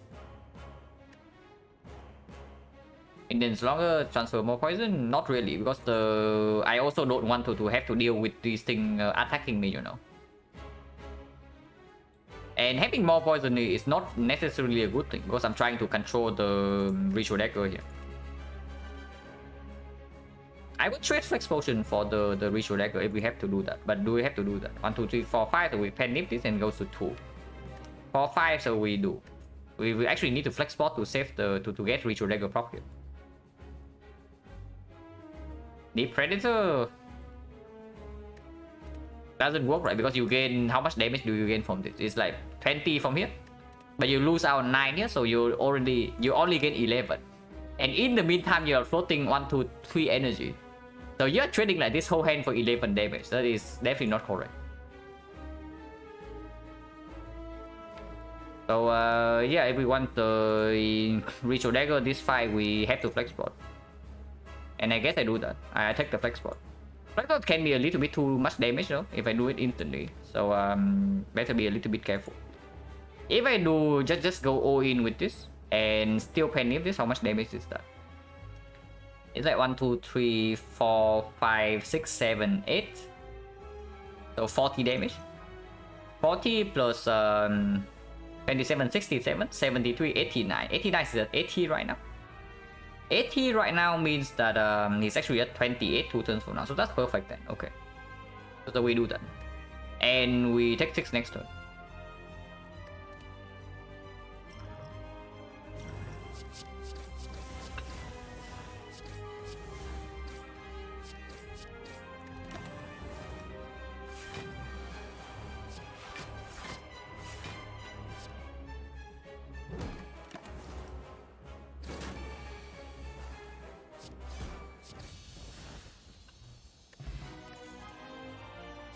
Now here's a red form to go with our Intense Burner and Apparition and no card draw and no upgrade target.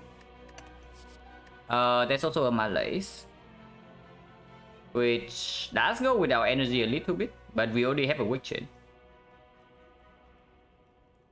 The only consideration for Malaise over red form at this point is actually just Fusion Hammer. Because even against the Time Eater, even against the Time Eater, we have this to instant kill. And then against Awakened one we cannot play the red form, but against Awakened one we do have permanent Weak Chain with the Frozen Knight, and so hopefully by the time we get to Awakened one we have like some card draw. And yeah, this just solves Act 4, right? Especially if we have no cut draw. If we have no cut draw, we have 3 intangible with apparition, another 3 with this, and 2 more with this. And we can play the hard fight without any cut draw whatsoever. This doesn't give us that.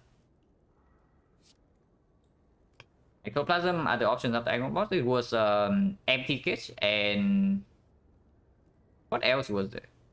And the back. And the deck was until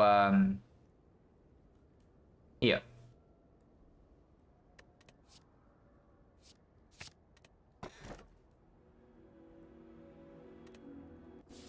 Oh, that was fast. I mean, a very obvious pyramid, right? We don't even need to look at the other options. The soccer, thank you very much for the stuff and the 5 months. Appreciate it a lot. But yeah. Toilets. We do want a great form upgrade. And we do not want to double shop. But that's fine because the single shop is okay. We do not still do not spend gold here, yeah? Or nothing. Because the potential mirror in Act 4 is still there. I actually want to make 1 upgrade at least though, but only 1. We do not need a second one. The third apparition upgrade is not necessary, so we only need to upgrade this. Female motion because training, yeah, mirror is good, palette is good. Palette is not good, not because of this. I mean, of course, it's good with this and the pyramid, but the thing that actually sticks more for the palette is the potion belt. Because usually the biggest use case for palace in the hard fight is first cycle, but first cycle we already have the incense burner and this thing to cover. Kabbalistas, thank you very much for the prime sub as well. Appreciate it a lot. But yeah, normally palace in the hard is best in the first cycle.